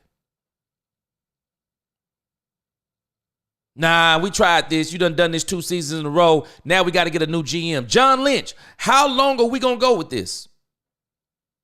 I mean, you've gotten us close, but we haven't got there. So who can get us over the hump? All these other GMs, y'all might not realize it. This is exactly what we've all been saying. We don't have that element working in our advantage like other teams do. Having GMs that are accountable for winning, that's a huge part of your team. That's a huge part of the construction of your team, because that in itself creates a different mentality. That creates a mentality. That GM is telling the doggone coach, hey, man, you got to win. I got you what you wanted. You got to win, man. You got to win. Y'all tell me, what else can you get the Philadelphia Eagles? What else can you get them? Detroit Lions, what else can you get them? What else can you get Detroit? What else can you get them? Baltimore Ravens. Oh, there's going to be some questions after this season. If the Baltimore Ravens, I don't care how good Kansas City is, they tried to build this team to beat Kansas City. And somebody's going to ask the question, okay, Harbaugh, now, okay. Now, you were screaming the praises of Lamar Jackson, and you wanted us to give him that contract. You wanted Derrick Henry. You got blah, blah, blah, blah, blah. Okay, Harbaugh, now, what else can we do? What else can we do? Because somebody is going to have to answer for this. Where is that with the Cowboys? We got Jerry Jones talking about it's my fault. If you're going to blame anybody, blame me. Well, if we're going to blame anybody, blame you, then there's no accountability. Because you can't hold the GM accountable because you're the doggone GM.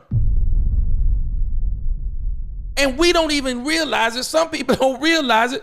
We're arguing against ourselves. We keep talking about Dak. We keep talking about the salary cap. We keep talking about, no. We don't build teams. Teams start from the top. And when Jerry had Jimmy, the mindset was right. Jimmy, you're going to take care of football stuff. We'll meet you in the middle on the GM stuff. You tell us who to sign, we'll sign him, and you better win with him. Look what he did. We don't do that no more. We don't do that no more. And this is why even with Mike McCarthy, I don't have mixed feelings with Mike McCarthy, though, even with everything with Jerry Jones. The reason why I don't have mixed feelings with Mike McCarthy is because he's a replay of what he did in Green Bay, minus the one Super Bowl. But if they give him more time, he might get one of those too. If they give him more time, he may get one of those.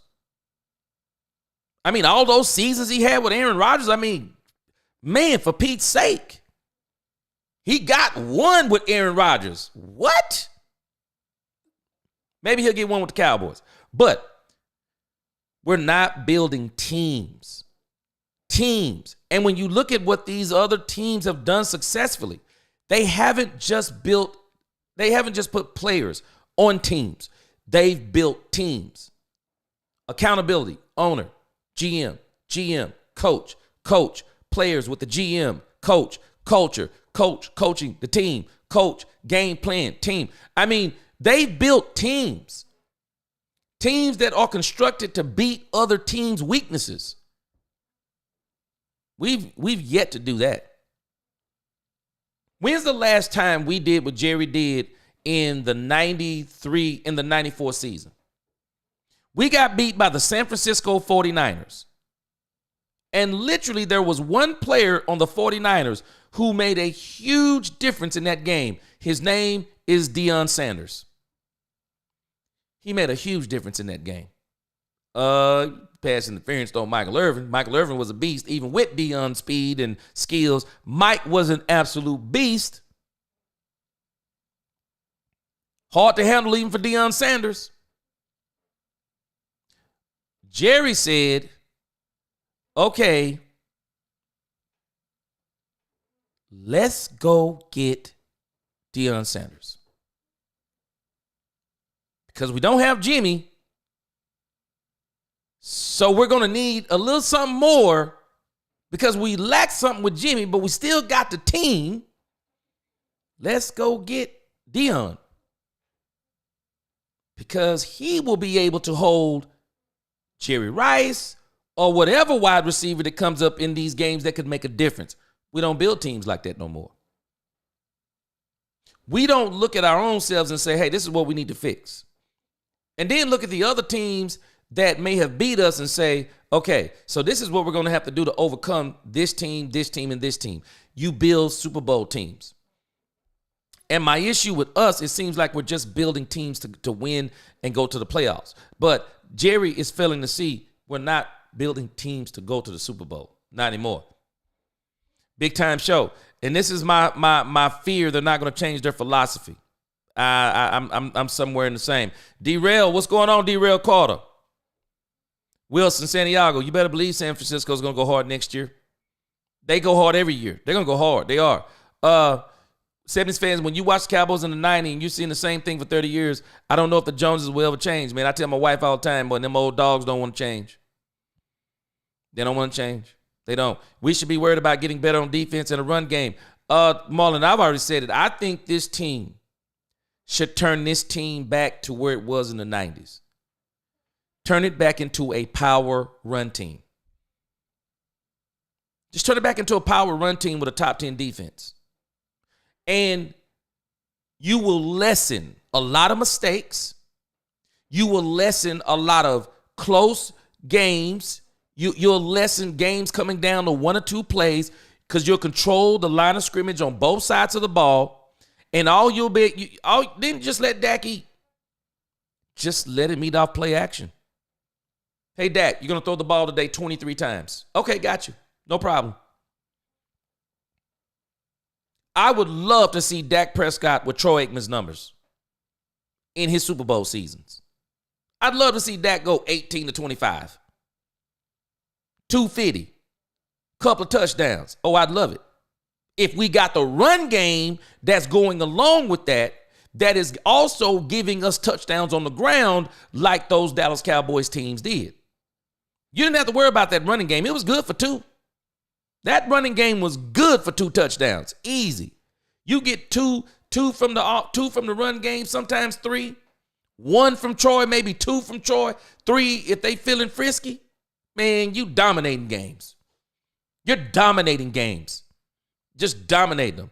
No Cap said, can't trust the player if he breaks out on the contract here.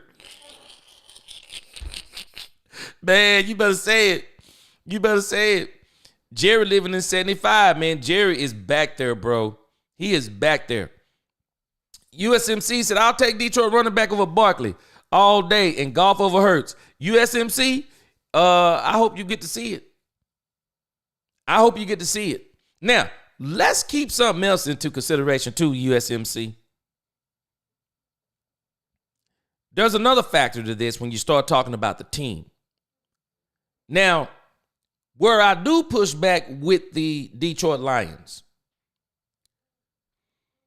they have an absolute juggernaut in their offensive coordinator. Ben Johnson with players, I mean, I don't know what he'll look like without players. And that's probably why he's so reluctant to go to any other team, because I think Ben wants, and if you listen to stuff he's saying, Ben is saying that if he does decide to be a head coach, he wants to make sure that that team is going to get him players. Ben is a juggernaut with players. He is an offensive genius. I just love what he does with Jared Goff. I love what he does with Jared Goff, man. He does exactly what I think you should do with your quarterback. You know how to keep him in the game. You monitor what he's doing. If he misses throws, hey, run the ball a couple of times. Just run it 3 times maybe. See when we get a first down. Okay, Jared's struggling today. Okay, let's get him some screens. Let's get him a couple screens. All right, let's get him a short pass right here. Okay, wait. Now, let's run the ball a little bit more. Let's let Jared get into a rhythm in the game. Let him get into the flow of the game. Let us get him going with the game plan. And then we'll carefully take our shots down the field. Ben Johnson is so genius at this. Just watch how they do games. Just watch how they do them. They don't panic. They do not panic. They are a very good team too. They do not panic. Saw what they did to San Francisco. They make very good adjustments. They monitor it's like Ben is calling the game while monitoring the game. And then he can adjust in the game to get what he wants, to get the matchups that he wants. Ben Johnson is genius at this. Now, the issue is with Philly is, so what's Kellen Moore going to look like against Ben Johnson? Kellen got players. Kellen has really matured. He's doing with what he has. He's running the ball. Now, we saw a game where he let Jalen get loose a little bit with the passing, because some teams will be able to say, we're going to take away Jalen Hurts running the ball. Some team, there will be a team that will say, we would rather Jalen beat us through the air, because a lot of you say that Jalen is not that good thrower of the ball. So they'll say, we'll rather Jalen beat us through the air. So we're going to see a chess match if those two teams, and I hope those two teams to get an opportunity to play each other, and we'll see. But I'm telling us, we don't build teams. And let me play this video with Mike McCarthy. The first part of this video is the part I want you to hear, because I'm going to show you how this is the same old song and dance with the Cowboys. And I've been saying it about this team from the beginning of the season, and people don't understand it. I'm going to drive this point home again in this opening part of Mike McCarthy's interview. Andre Mosley, what's going on, man? Azteca, I think I saw you up there too, Azteca. Dallas Cowboys 65, what's going on? USMC, welcome. I don't think I've seen you before. Welcome to the chat. Brandy, what's going on? Welcome to the chat. I'm going to get to some of y'all. Big time show up again. Welcome to the chat. Jay Recruiter, always, man. Welcome to the chat. Richard Owens, welcome. I'm going to come all the way back down here. Blue Star, what's going on? I'm going to come all the way back down here. I'm going to try to start up here back at the top. I'm going to kind of keep my place around in here somewhere. Yeah, let's see. I'll keep my place so I can come back. All right. Let's watch Mike McCarthy. And I'm going to drive home this very point about teams based on what they're about to ask Mike McCarthy. Listen to this. Accountability, rare thing. Take advantage of it. I mean, it's not normal for Tad. Let's give him a hand. That was nice.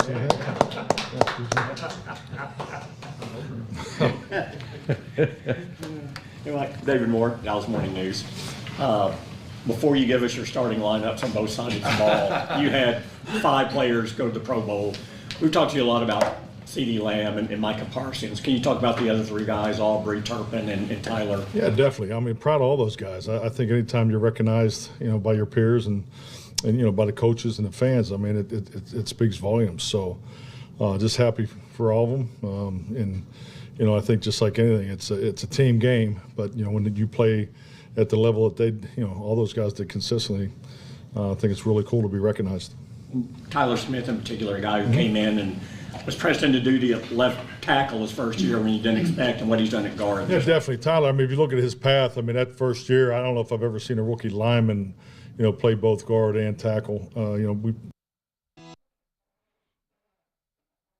Now, I want you to think about what they're talking about.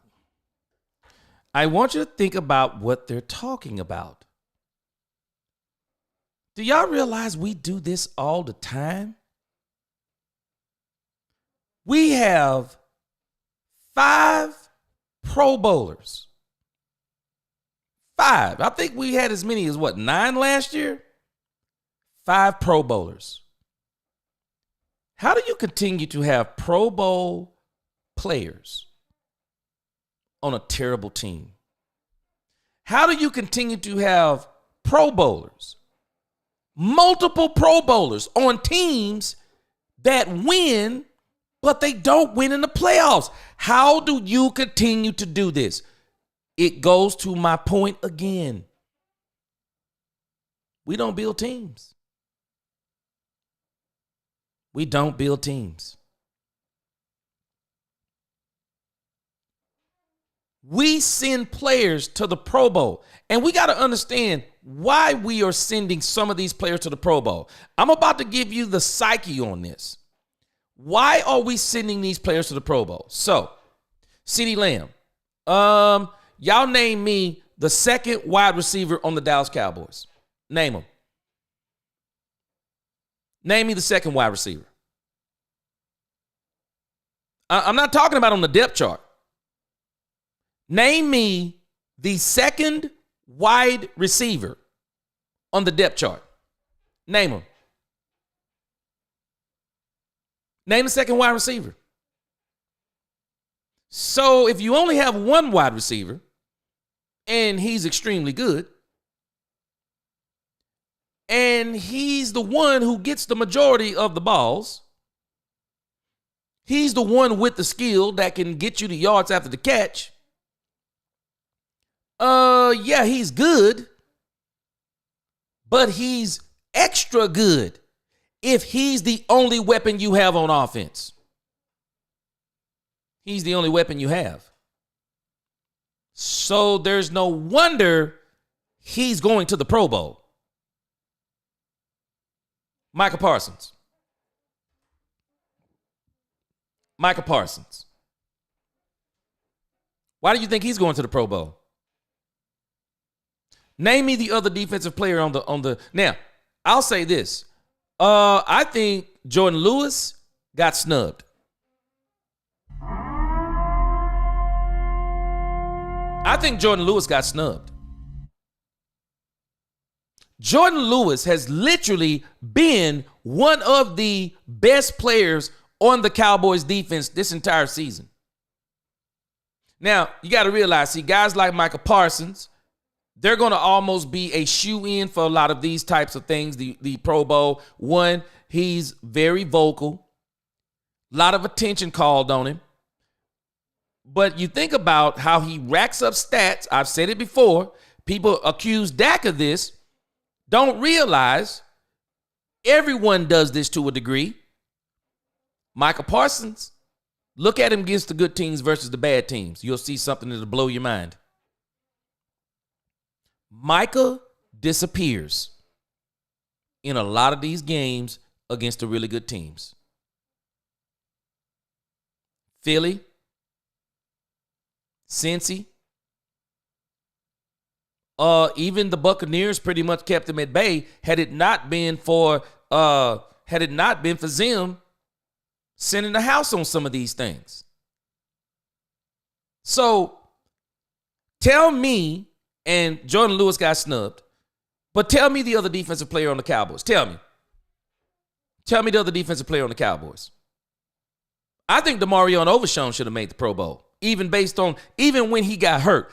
He did enough this season. To me, not Micah Parsons.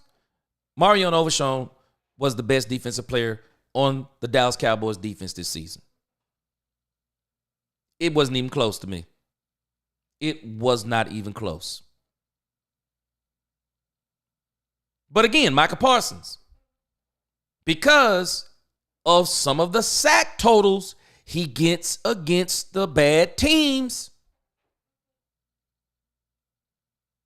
Here we go again to the Pro Bowl. But again, I will admit all day long, the defense is better. The defense is better. It has to be better with Micah Parsons on the field. I mean, it does. But when we talk about better, so when is Micah Parsons taking over games?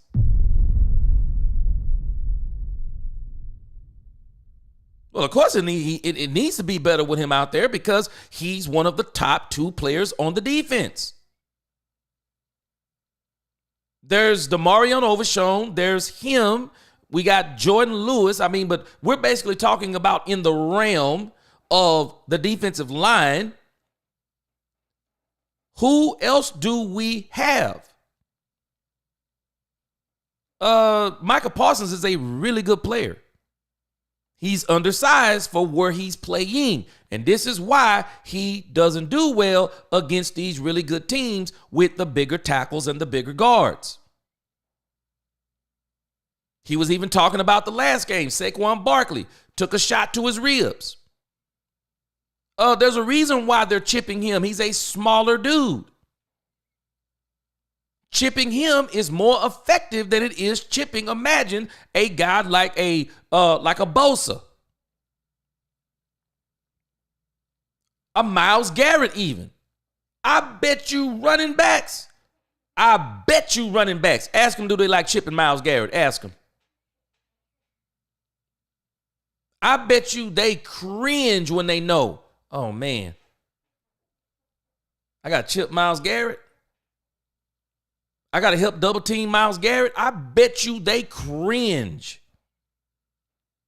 But when you look at what we're doing, this is no different. I don't get fooled by this stuff no more. I don't get fooled by it. It's nothing for us to have all pros and Pro Bowlers. It's nothing because we are good at being top heavy. Oh, we'll get your players. We won't build your teams. You're telling me we got 5 Pro Bowlers. We got Micah, CD, Tyler Smith, who has been called into action because of how bad we were on the offensive line. He's been one of the constants. He's been one of those who's been really good. Look like he may have a really good future. If they can get this offensive line once and for all settled, we don't know what it's going to look like yet when the dust clears. I think we'll know more during training camp and after the draft. But then when you look at the other two, this is the comedy in all this. So Brandon Aubrey Brandon Aubrey and Cavante Turpin, they better have made the Pro Bowl. I was thinking about this for this team this year. So you think about what happened with this offense this year. We sucked in the red zone. Cavante Turpin actually said something in an interview I posted a few days ago, and I thought it was very telling what Cavante Turpin said. Cavante Turpin said, no one can stop this offense, which I disagree, but let me keep going. He said, once we, how did he put it? He said, once we get going, we're either going to get a field goal or a touchdown.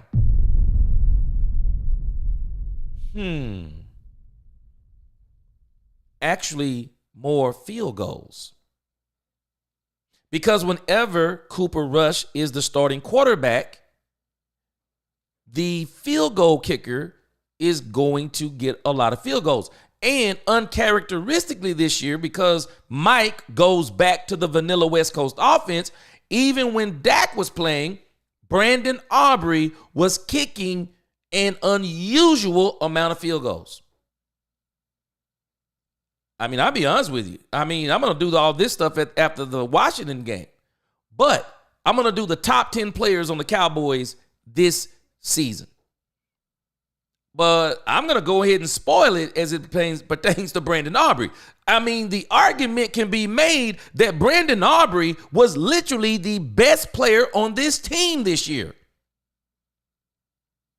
Because they put him in situations to where he was always kicking field goals.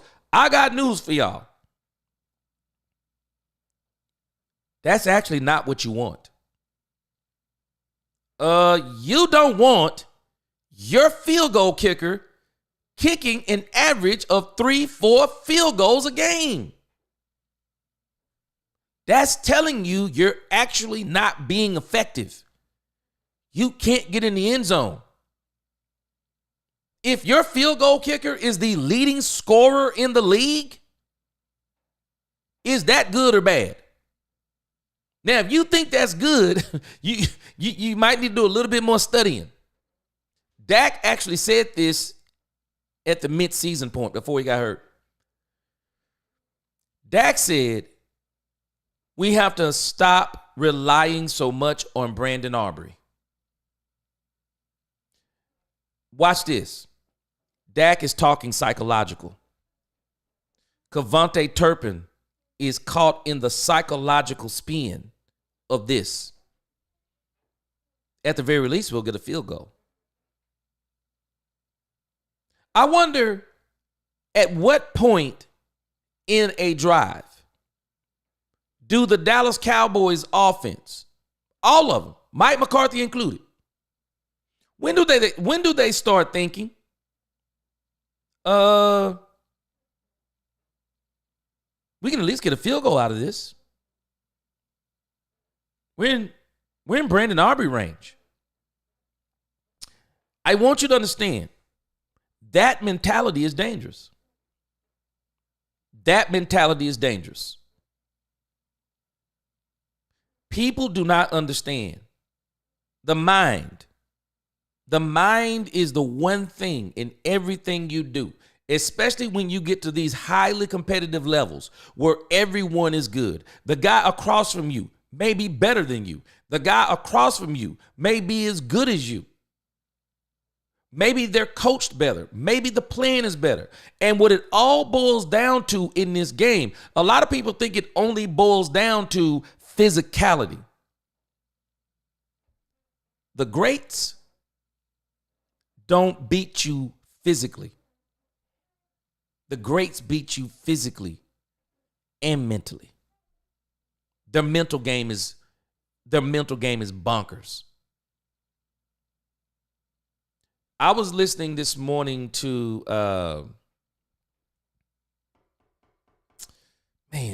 Dominique Wilkins. I was listening to Dominique Wilkins. Dominique Wilkins talked about Michael Jordan. And Dominique was great in his own right. Dominique said, when you play Michael Jordan, he said, these people don't understand it. he said, you're playing a different animal. He said Michael Jordan is a whole different animal. He said this dude played possessed. He said everything with this dude was intense. Every single thing, every single play with Michael Jordan was intense. It wasn't just Michael Jordan's skill. Dominique is talking about something that surpasses skill. Dominique was talking about this man's mentality. He said this man's mind was different. He played different. And when we're talking about with these great players, and when you're talking about being highly competitive, and you're talking about winning playoffs and Super Bowls, folk don't understand. A lot of this also is mental from your coaches, mental from play calling, mental as in mentality. What do we think when we pass the 50? Because if my mentality is when I get to the 45, we're in field goal range, then my mentality is stupid. That's a dumb mentality. We shouldn't even be coaching that stuff. Our mentality should be touchdowns. Period. Touchdowns. We're not here to tie the game. We're here to win the game. And you win this game with touchdowns. I'm not saying it don't come down to field goals sometimes, but you dominate teams with touchdowns. You stay in games with field goals. And as good as Brandon Aubrey is, Brandon has shown us on more than one occasion this season he's human, because as strong as his leg is, he's missed field goals. And so the Cowboys have actually put Brandon Aubrey in the position of being a high scorer because he's been the most consistent player on their team. He's probably been the most consistent, even with some missed field goals. Especially when you look at the distance of the field goals. He has kept them in some games. Field goals will keep you in games. They don't win games all the time. And I don't want games to come down to the field goal kicker. I mean, hey, man, every blue moon, we get one of those once or twice a season, 3 times max for me. I don't want 7, 8, 9, 10 games coming down to the field goal kicker. That's actually not good. That's telling you have some deficiencies, either in your play calling, personnel, mentality, a combination of the 2 or the 3. Brandon Aubrey, the Cowboys put him in a position. Of course he's making the Pro Bowl. Of course he's making the Pro Bowl. And then, of course, Kevontae Turpin. I knew when they changed up the field goal, when they changed up the kickoff rules, I knew Kevontae Turpin. I said, man, Kevontae Turpin going to eat on this. I was excited about it. I'm still excited about it because as this thing gets more and more acclimated, if they do it again, guys like Kevontae Turpin is going to eat because all he needs is one opening. And Kevontae Turpin is so fast, people started kicking the ball away from him. All kinds of things. So it's no wonder Kevontae Turpin made it. But when you look at it in the grand scheme of things, 5 Pro Bowlers, which isn't a lot, especially when you look at past years. But again, it is the epitome to me. It is the epitome of the fact that this is not a team. We have players year after year and players that play well year after year. But when is the last time, and I've asked this question before and I'll ask it again, when is the last time that we had a team that we knew week after week when it lined up against another team that we knew, they're going to beat them? And we were not saying if. If we can run, if we can stop the run, if we can find another wide receiver, if we can win. have we had a team that was so good that we literally just said when we lined up against a team, we was like, yeah, we're going to beat them. Why? Because we're better than them.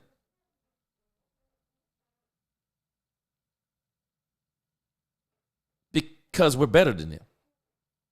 That's how you want to build your team. Because if you're building a team with ifs, then if was a fifth, we'd all be drunk. Guess what? There are going to be some days when if don't happen.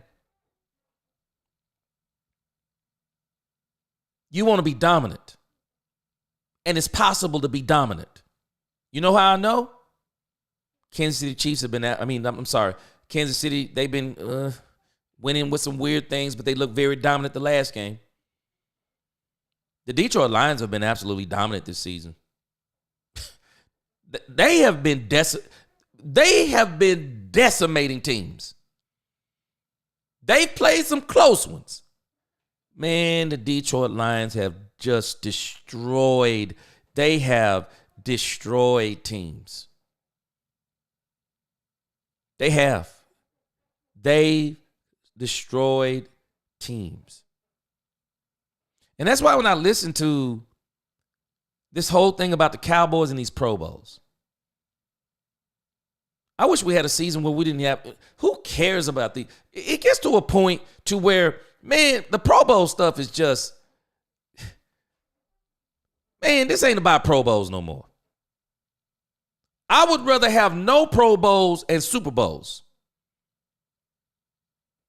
than no Super Bowls and multiple Pro Bowls. Pro Bowls are individual accolades. All pros, in a sense, they're individual accolades. There are people recognizing you for doing good things. I don't have a problem with that. But that stuff hasn't equated into winning.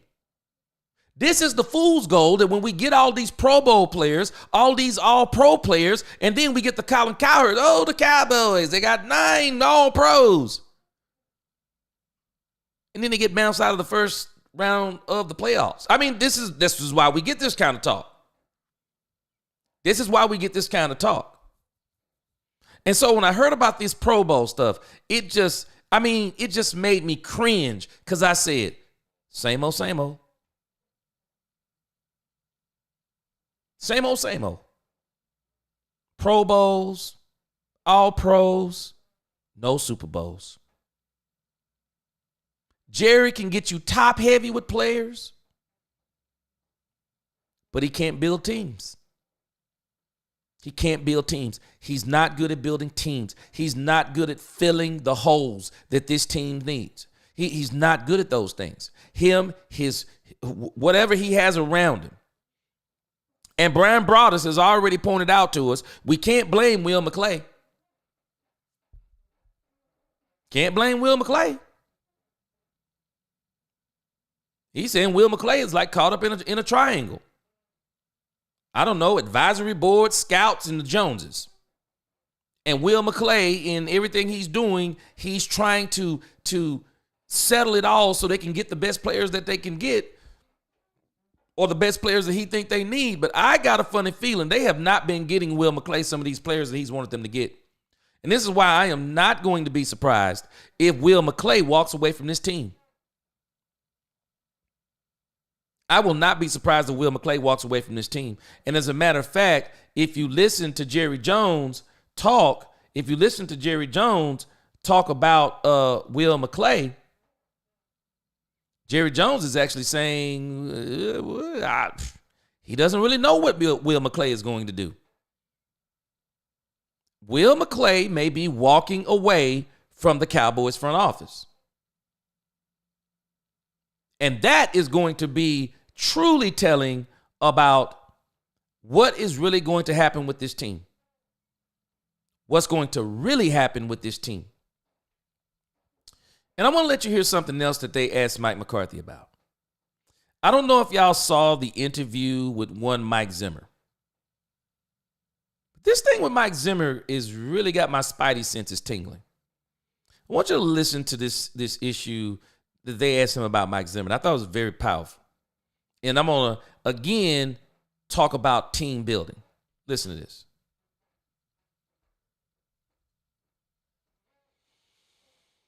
All right, hold on here. I got to let this ad play. But I want you to listen to this again. I thought what they asked him was very telling. Knowledge and that kind of thing. Can you relate a little bit to what Zim was going through? Totally. Totally. Here, Calvin. Calvin Watkins, Dallas Morning News. Can you relate to that a little bit? Because when you came here, they were running a particular offense, and you allowed Kellen to do the terminology and that kind of thing. Can you relate a little bit to what Zim was going through? Totally. Totally. I mean, that's. Oh, so let me see if I can go back just a little bit. And do you have any regrets about that? No, I mean, Trying to go with his defense to be blending, Dan Quinn's athletic. A couple days ago, Mike Zimmer talked about having some regrets about the blending, Dan Quinn's defense with his, and maybe if he had a chance to do it over, just trying to go with his defense to begin with. How do you feel about that, and do you have any regrets about that? no, I mean, Mike and I have spoken, exclusively on that topic and among many others. So, and it's that's an ongoing conversation, that you have with your coordinators throughout the year. So, I'm aware, but, I'm still, a number of days away from getting in the postseason evaluation. So, but yes, Mike and I have spoken about that.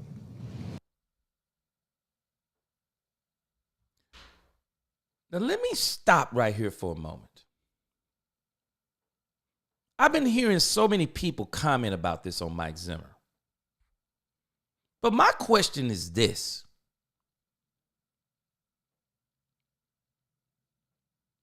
So why didn't Mike Zimmer do it his way?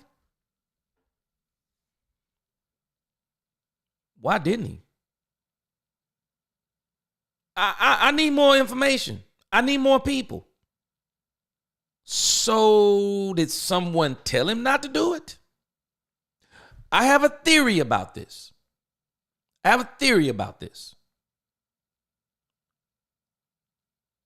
But who? Who can? I don't guess he's blaming anybody. But why? Why didn't Mike Zimmer do it his way? Why didn't he? I'm going to tell you why I think he didn't. Then I'm going to go to your comments. I'm going to tell you why I didn't. I'm going to tell you why I think Mike Zimmer didn't do it his way. Tell you why I think he didn't. But I want you to hear the second part that they're going to ask Mike McCarthy. He's going to elaborate on. And I think that's going to give us even some more insight on this issue. Let's listen to what the rest of Mike McCarthy says. Calvin Watkins, Dallas Morning News. Can you relate to that a little bit? Because when you came here, they were running a particular offense, and you allowed Kellen to do the terminology and that kind of thing. Can you relate a little bit to what Zim was going through? Totally. Totally. I mean, that's really one of the first conversations that Mike and I had. When he came here, in the words we used was, hey, you have a clean canvas to run your system, because I went through this and, I told him about my experience of keeping the terminology and everything in order. And I did it for Dak, because of, where he was in his career, and felt that was the best, platform to build off of here. And, if I had to do it again, I wouldn't have done that. So, that was the case when Mike arrived here. So, but I think it's a common sense and common approach. I mean, he's coached football, forever, and recognized what we did well in the past. So he did try to go in the blend, because there's no absolutes in this league. And I just think, like anything, when things don't go well, you reflect. But I do think it's important to reflect and take the emotion out of it. But I do think it just tells you the type of man he is and the type of coach he is. He's able to admit, and that's really how our evaluations go. I mean, we talk about on Monday, and I'm very open with the staff and players. If there's a call that you wish you had back, it's just, I took the shot on the third one in Philadelphia, the double move that we threw over there at Jonathan Mingo, and had the 4th and 1 call ready, and then didn't pull the trigger. So I mean, you go home and you think, damn, I wish I would have gone through it 4th and 1. We would have won the game. So, I mean, it was but no, that's over exaggeration. But that's football, and that's what play callers go through. And I just think Mike was giving you an honest answer to your unbelievable questions that you're asking there. So.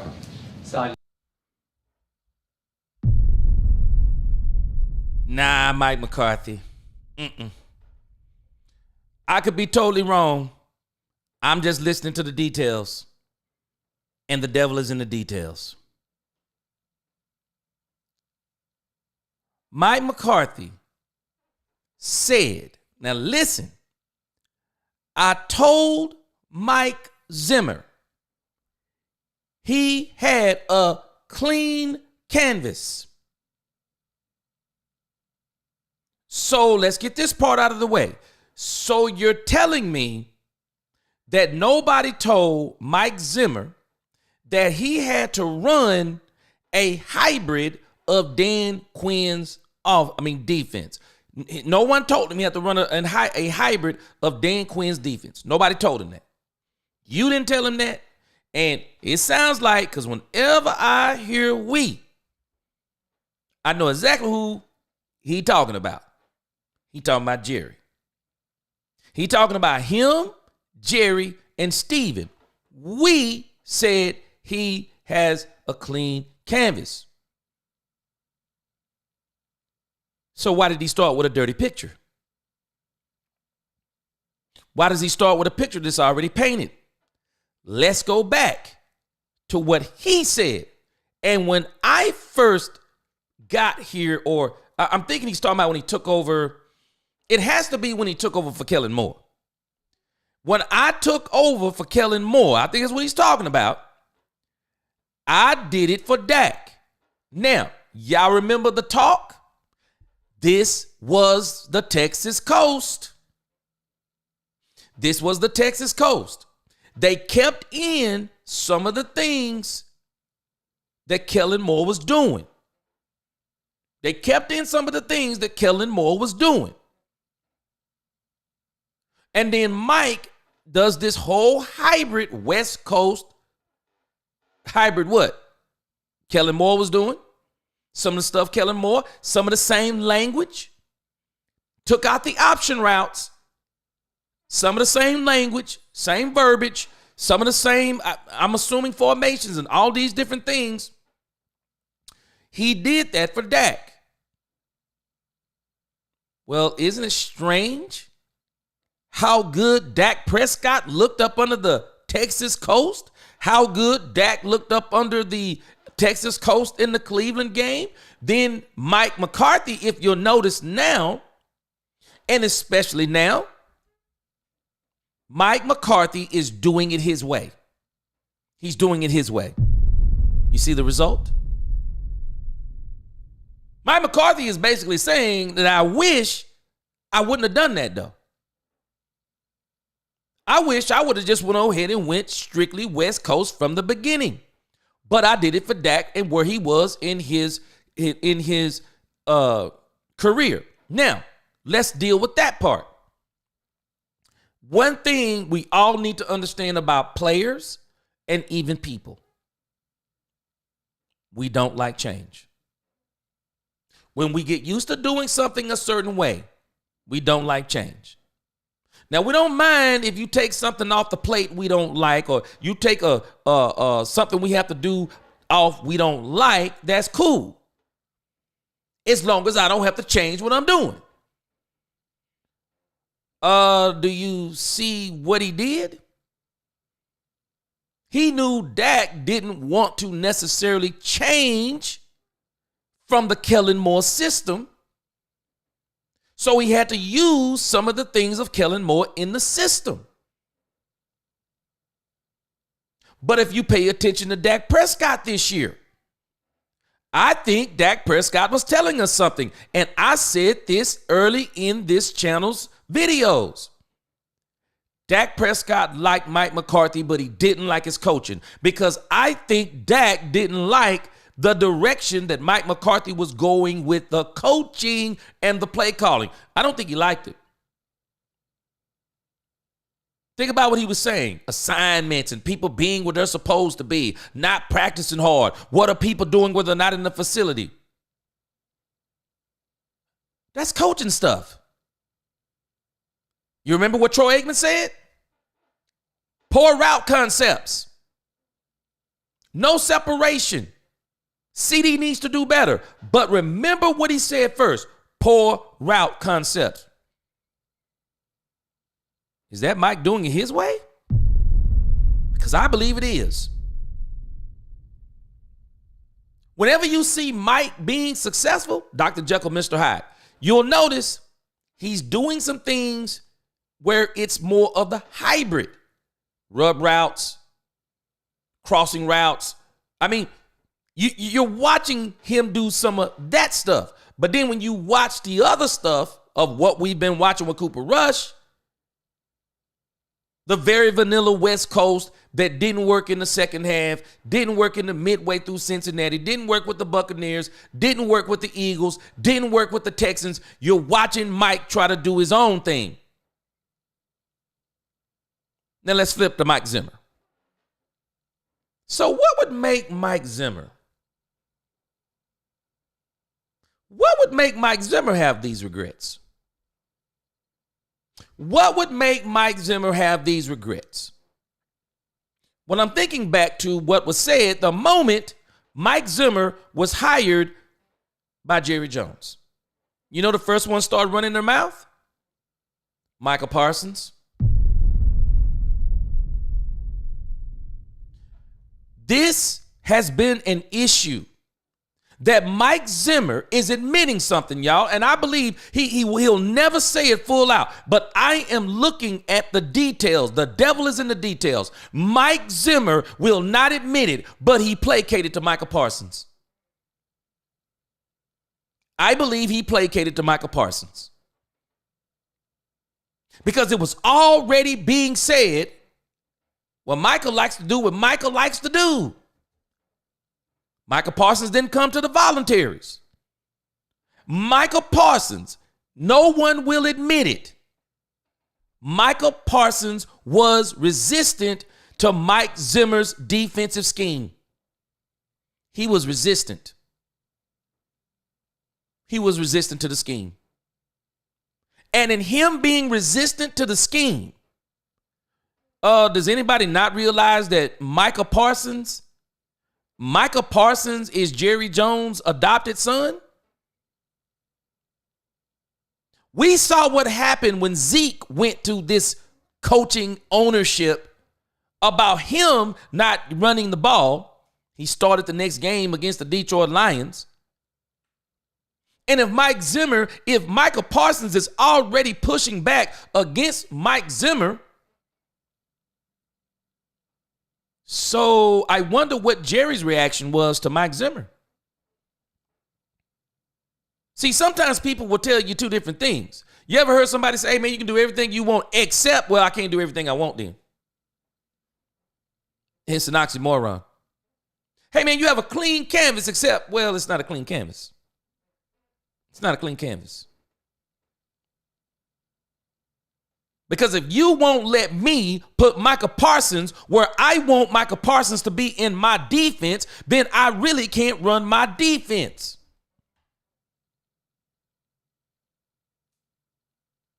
Zimmer is saying something. My defense was not running right because I was trying to do it as a Dan Quinn. But why would he be doing that if they told him he didn't have to?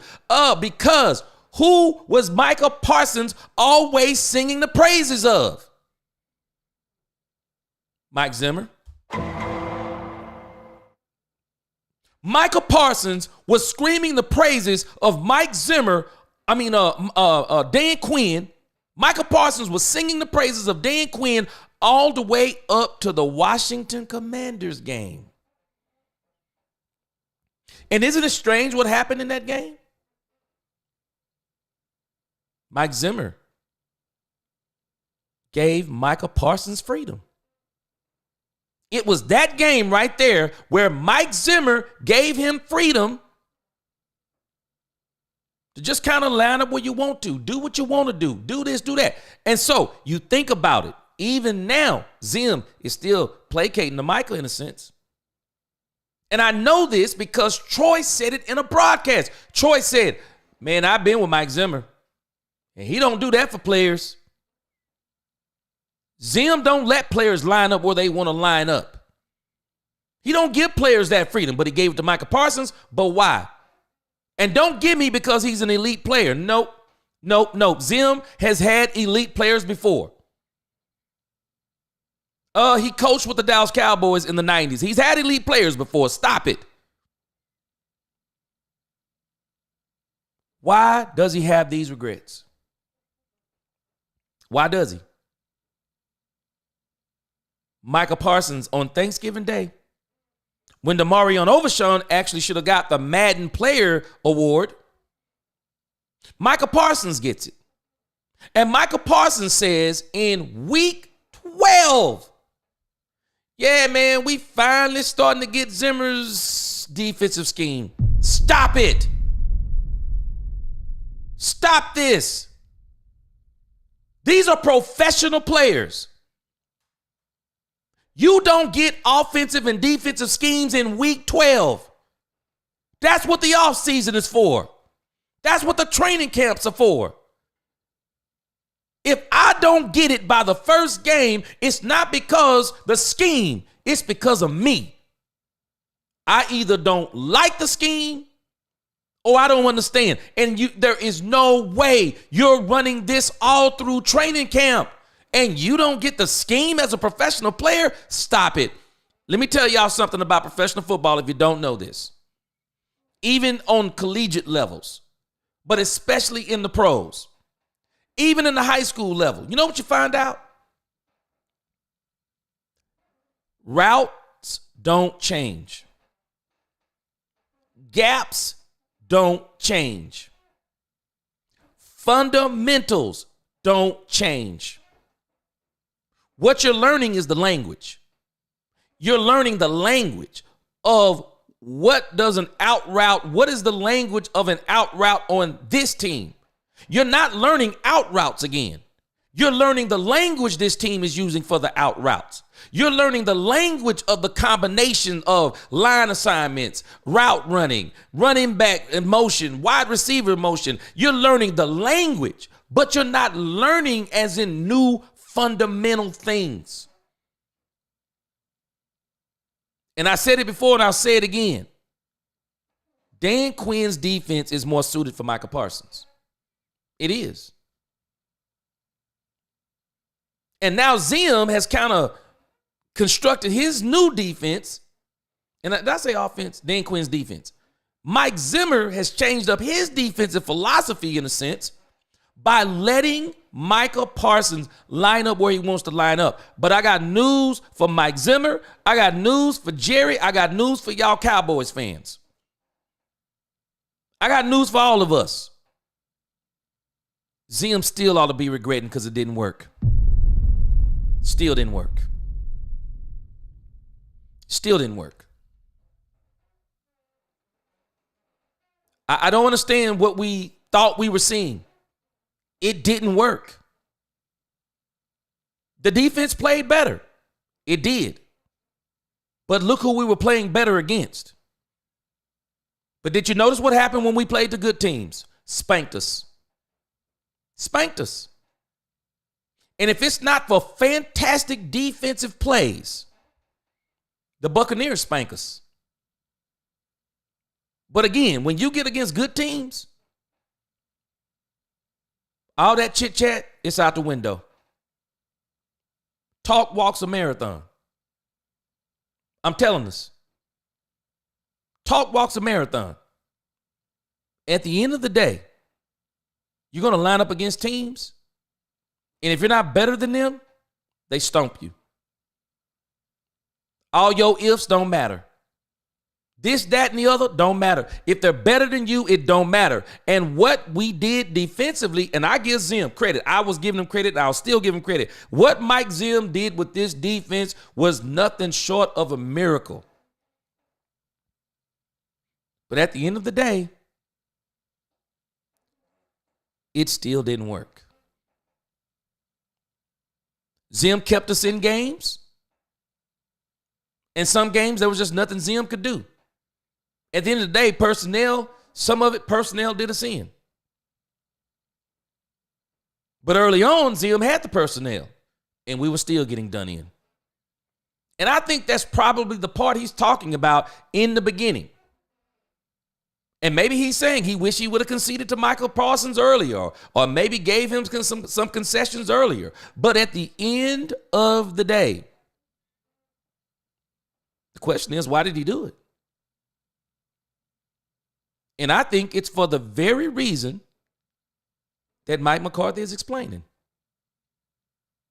Mike McCarthy did it for Dak. Why? Why did he do it for Dak? Was there some input by Jerry?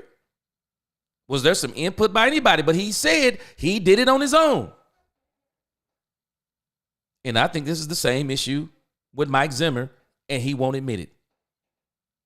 Mike Zimmer did it because of the very reason we're complaining about.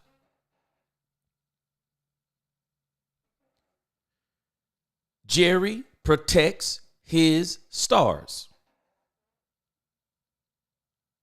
And he's not going to let a coach come in and tell said star that he can't do this, that, or the other without a fight. And this is one of the reasons why I have a problem with Mike McCarthy. Jerry Jones needs a coach that don't mind fighting him. A coach that don't mind fighting him. A coach that don't mind, hey, you do what you want to do. Fire me if you don't like it. He needs that kind of coach. That's exactly what he needs. I don't know if he'll hire that coach. Maybe that coach ought to fool Jerry and tell you, I mean, I'll do everything you want to. Just tell me what you want to. Tell me how to jump. I'm going to ask you how high. Tell me to jump. I'm going to ask you how high. Tell me to run. I'm going to ask you how fast. Then you get the job and you change on it. Now I got the job. I'm going to do whatever I want to do.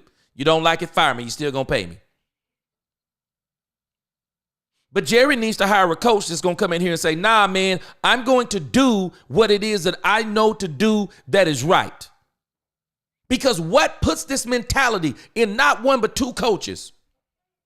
Oh, I did it for Dak where he was in his career. So Zimmer, he probably doesn't want to admit it. But if you listen to the tea leaves, what were we talking about when Zimmer came in the building? Mike Zimmer didn't even put his box down on the desk. Michael Parsons, he's not going to like Mike Zimmer defense. Really? Maybe it showed. Maybe it showed. And I'm telling us, the proof is in the pudding.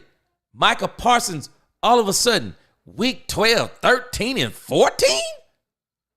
Man, who else saying this stuff? Yeah, man, it's week 12. It's week 12. Is it that you're just now getting used to it, or you're just now accepting it? It makes you wonder. But now he has regrets.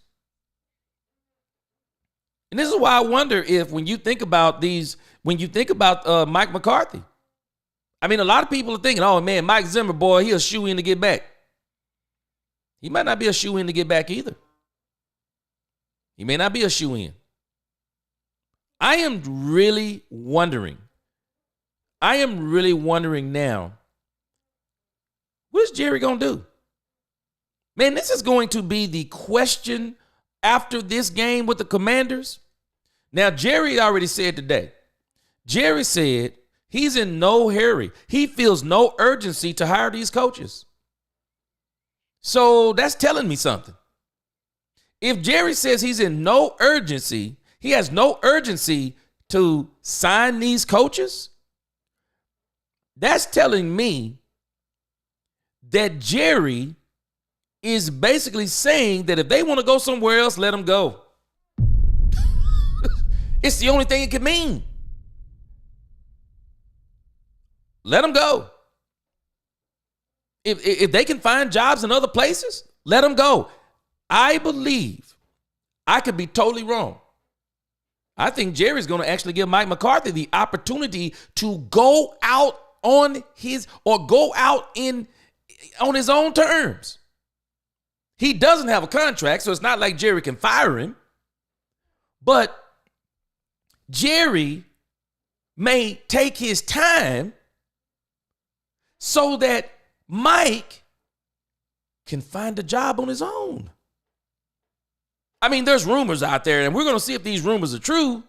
There's rumors out there. There are teams that are like wanting to talk to Mike McCarthy. I got a strange feeling. Jerry and Steven have made up in their minds. They're going to go out and let them test the waters. They're going to go out and let them test the waters. I'm going to read some of your comments, and then I'm going to go back to the part of Jerry actually admitting this. I mean, not admitting it, but Jerry is basically saying no sense of urgency. None. They want to go somewhere else, let them go. Let them go. Let them go wherever. I mean, because if you don't have a sense of urgency, they're not on contracts. I mean, when do the contracts end? Do the contracts end immediately after the Commanders game? Because Jerry has said, I am not in an urge. It's no urgency to hire these coaches. It's not. It's not. It's not. Let me go down here. Andre says, would you sign Justin Fields for the Dallas Cowboys next year? No. I actually wouldn't. I think the Cowboys, if they're not going to go out and find some high quality backup, I don't think Sam Darnold is going to turn into a journeyman quarterback in this league. I wouldn't be surprised if one of these teams like the Giants, I mean, that's if the Minnesota Vikings don't re-sign him to be the backup again. They may sign him to be the backup again. He'll be a high-paid backup. They may sign him because they're going to give J.J. McCarthy a shot. They are.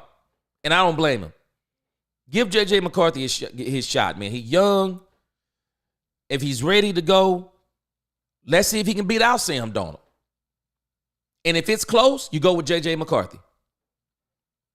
If it's equal, you go with J.J. McCarthy.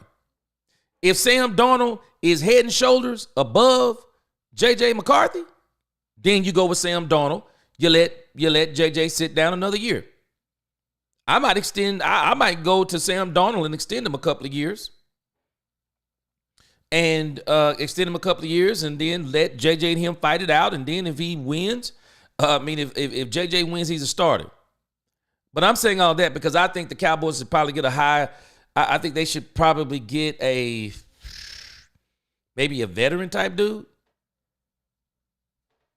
But I don't know. And not to mention, I don't know if Mike Tomlin don't keep Justin Fields. Mike might like what he's seeing, Mike what he's seeing Fields. But I think the Cowboys, if they're going to go get somebody as young as Fields, I just wait one extra year. I wouldn't even. I wouldn't be surprised if the Cowboys bring back if they bring back Cooper Rush, bring in Trey or bring back Trey Lance, and wait until 2026, and then they go on the draft and they get Dak Prescott's replacement. Andre said if the Ravens beat the Chiefs, that won the Super Bowl. Man, I'm telling you, the Ravens got some things to prove this year. Dallas Cowboys 65, they're in love with Josh Allen. They're in love with Josh Allen. And they want Josh Allen to win, but let me tell you something. I saw something interesting the other day. Let me tell y'all something. Josh Allen is 28 years old. He'll be 29 when the league starts up next year full speed. I mean, he's getting to that point. I mean, how many years has he been in the league now? And they still haven't won. I mean, how long will Buffalo? Are they going to do what Dallas is doing?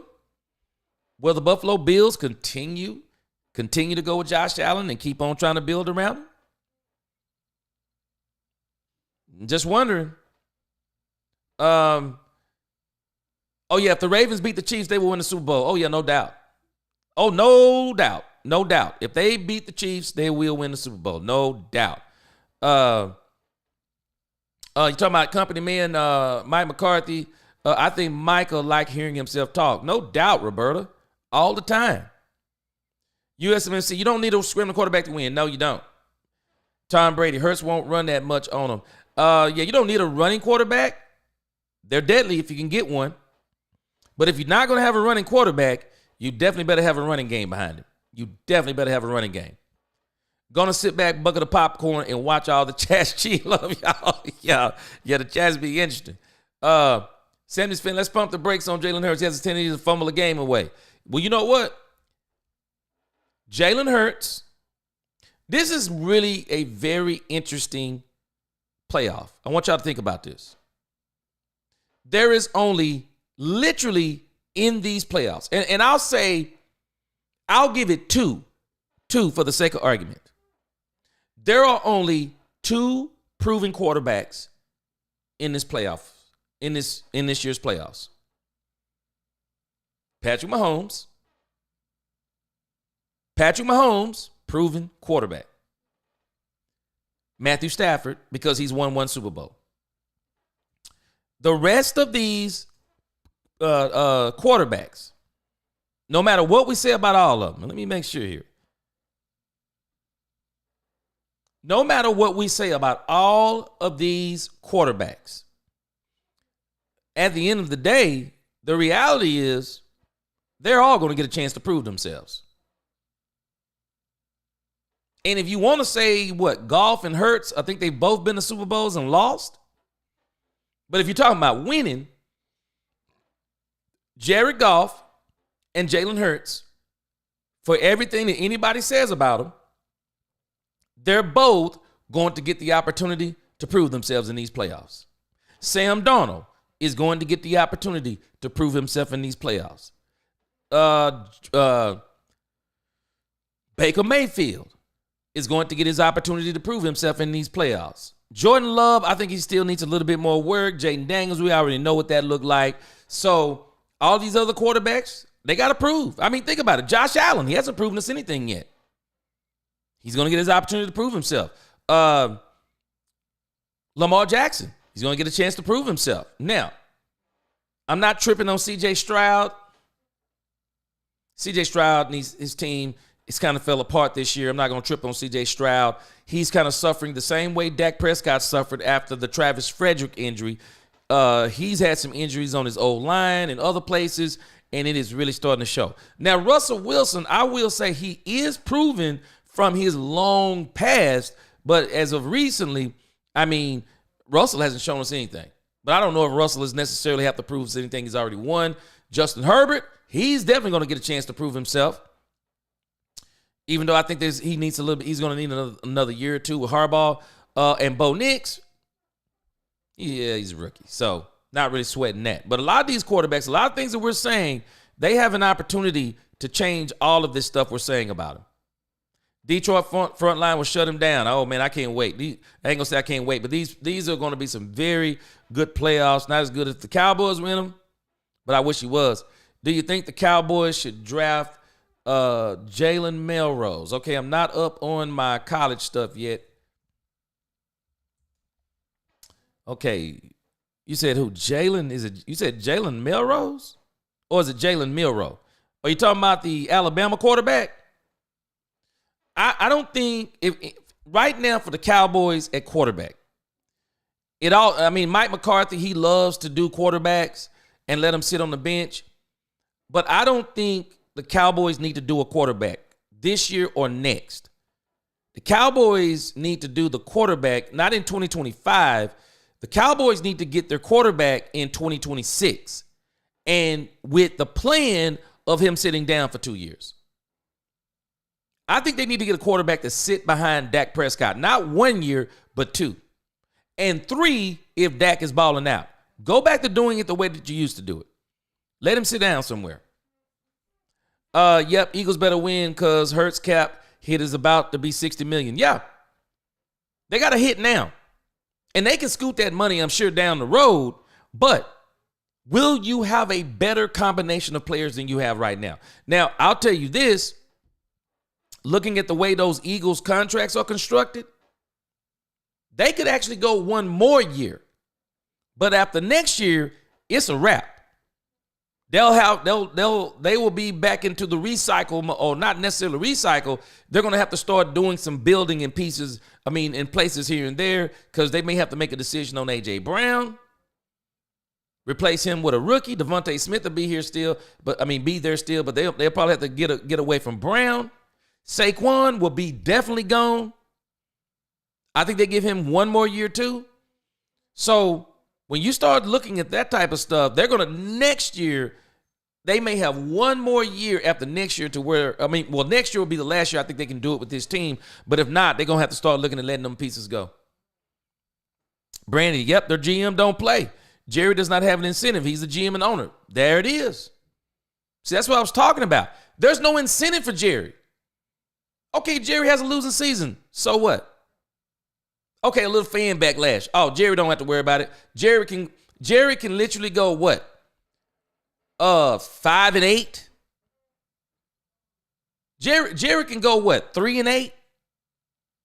Win 4 out of 5, 5 out of 6. Get the team back to 6-8, 7-8. Fan base loses mind like we going to the Super Bowl. It don't take much for this fan base for Jerry to reel them back in. So Jerry doesn't even have to worry about fan backlash. Andre in the fifth. Jalen needs work. Yeah. And like I said, next year will be it for him. What's going on, Janie?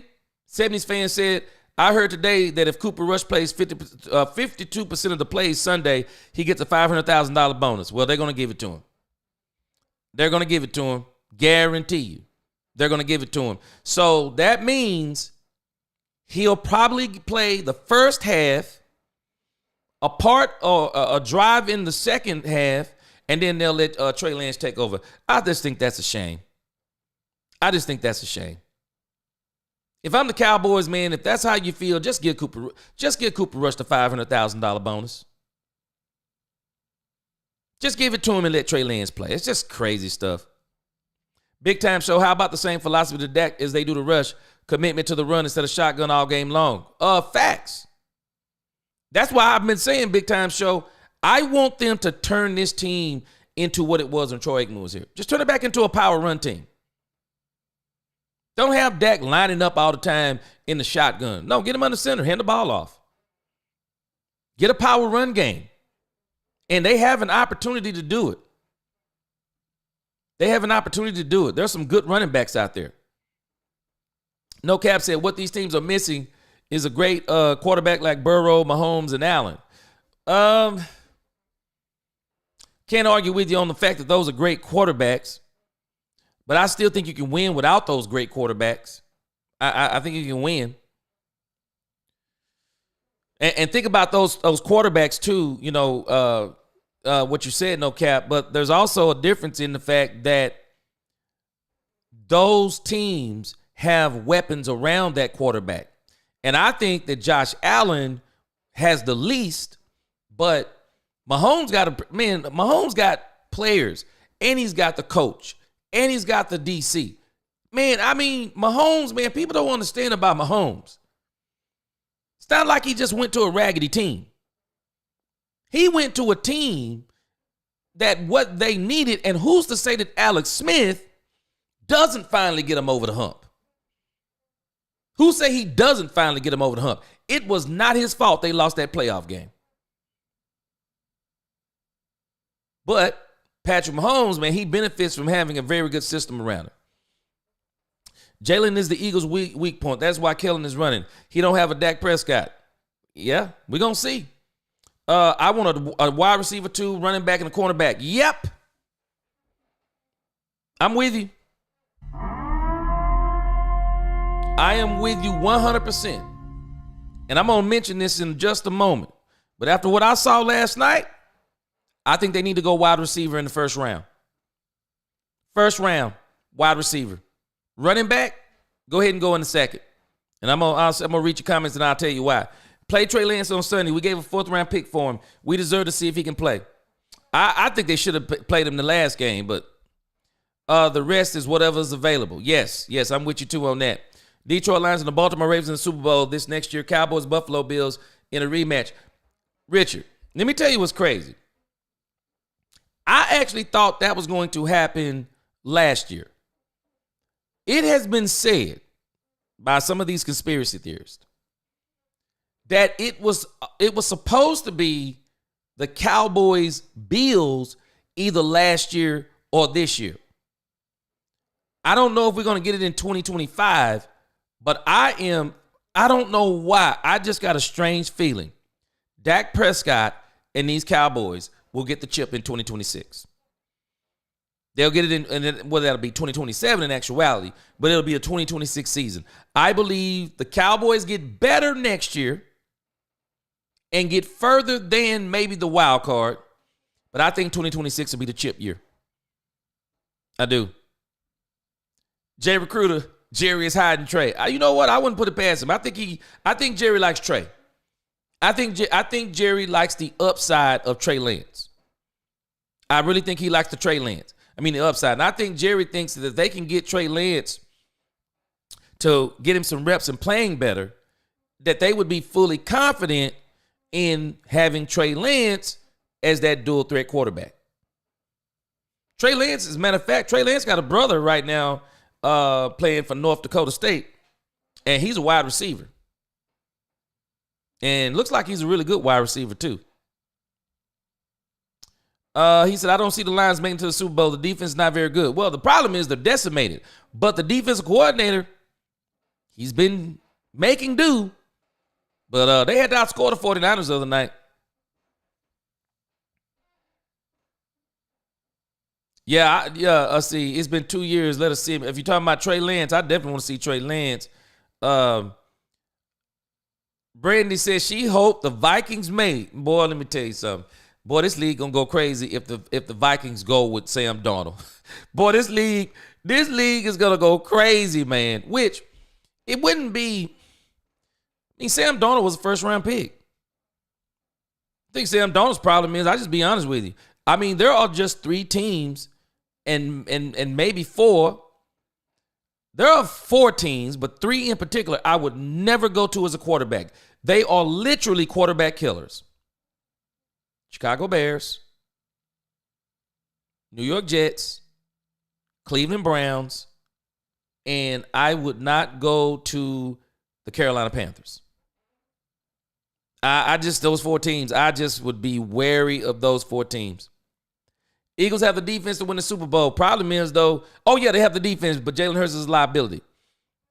But I do think, Jay Recruiter, what they're going to try to do is this is why you got Saquon Barkley. See, we might not be realizing what we're saying about Jalen Hurts, but we could also be saying the same thing about Lamar Jackson. Because Lamar Jackson is the reason. They didn't win last year. To me, it's one thing when you throw interceptions within a game and your team gets to get back on defense, get back on offense, and you get a couple more drives. Maybe it's in the second quarter, the third quarter, you can kind of overcome that. Multiples are hard, but when you throw a walk-off interception, that's tough. That's tough treading right there. When you throw the walk-off interception and there's no time left on the clock or there's 30 seconds with a team, man, that's tough treading right there.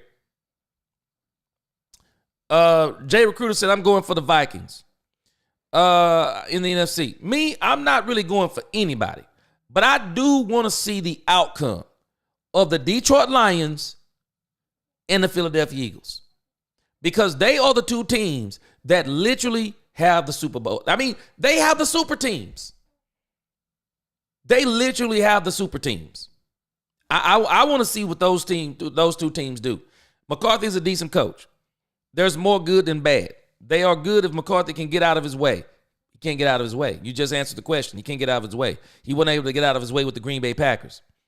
With how Jerry Jones is, who can they really replace McCarthy with? I'm telling y'all, man, I know some of y'all don't like it.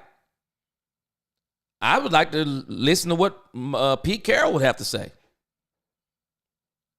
older coach, a lot more stubborn, won't mind playing games with Jerry in the media, and would be willing to probably make his own calls no matter what Jerry said. And y'all do remember, Jerry will kind of give you some leash in the first couple of years. McCarthy is at the point where the leash has been pulled up. So if Jerry can get a coach in here with some halfway gumption, you give him a couple of years, maybe he does something. Blue Star, what up? How about them Longhorns? Man, I've been seeing they talk about the doggone, they said Texas held on. They said they held on. So I'm not a big college fan, even though I've been watching some of it. Yeah, no more throwing 40-plus times. Jerry's living in 65. He's always talking about what he played, ain't he, Neezy? Always talking about it. But I think Jerry spoke truth. When Jerry started talking about another coach, he said, I've ran out of friends. So the next coach, man, it's going to be interesting unless they keep McCarthy. But I think if they keep McCarthy, I think they're going to bring in another coach and let him sit under McCarthy for a couple of years and then hand him the reins. I wouldn't be surprised if they brought in Jason Witten and put his butt somewhere on the team. Or Jerry convinces some other team, hey, man, hire Jason Witten, get him a couple of years of experience, and then brings him on. I think Jerry sees in Jason Witten what he sees now in Dan Campbell. So I wouldn't be surprised if he did that. Yeah, Ben, don't come to Dallas because Jerry will do nothing. Yeah, I'm telling you, because Ben is basically saying, my system works with players. And if I don't have players, Ben is smart. Ben is not willing to put himself in a situation to where he's not going to have players. You got to have the X's and O's, and you got to have the Jimmy and the Joes. And Ben is smart. See, this is why I see a lot of people talk about Eric Bieniemy and said that the NFL blackballed Eric Bieniemy. I disagree. Eric Bieniemy did not know how to play the game.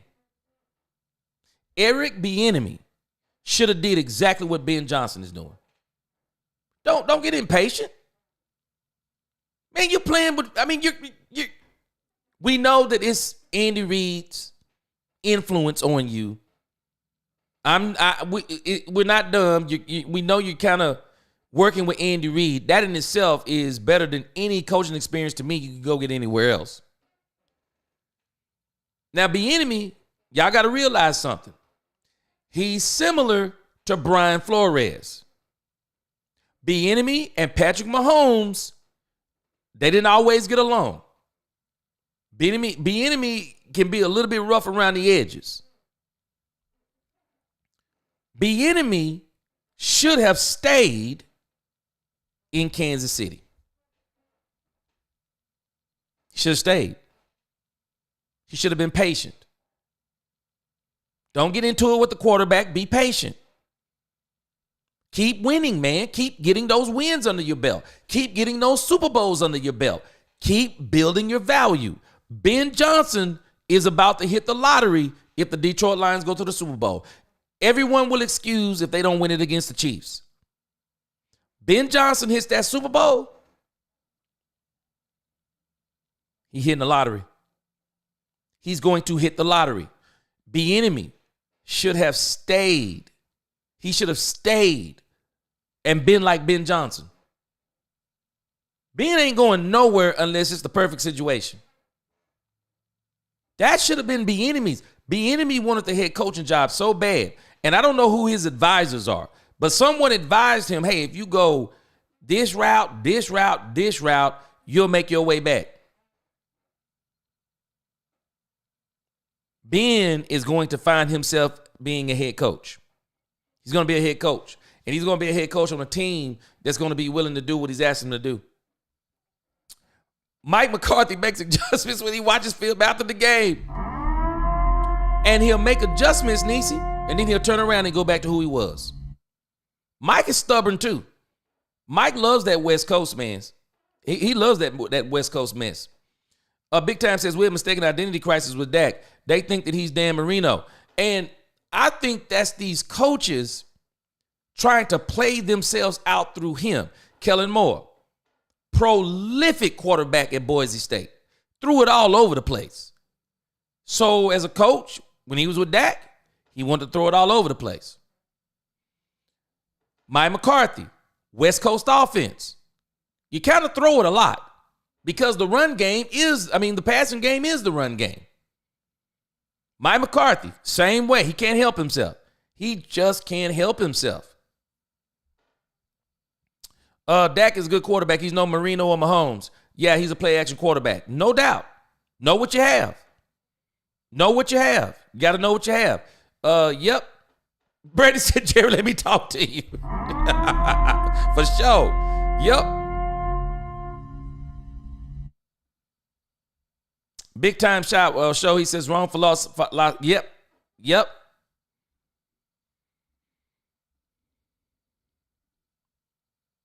Lone Star. I'm telling you, man, all the time. We always top heavy. Always top heavy. We can always tell you we got Pro Bowlers, all pros. No playoffs, no Super Bowls. Pitiful. Special teams kind of doesn't count. Hey, they count on this team. They count on this team, and we put them in that position. Janie said they don't have the coaching staff to step up and tell Jerry Jones to step back and get out the way. You want a winning team, then sit down and stay out of the way. That's it. And that's why I wonder, man, maybe an old dog like Pete Carroll. Get your old dog.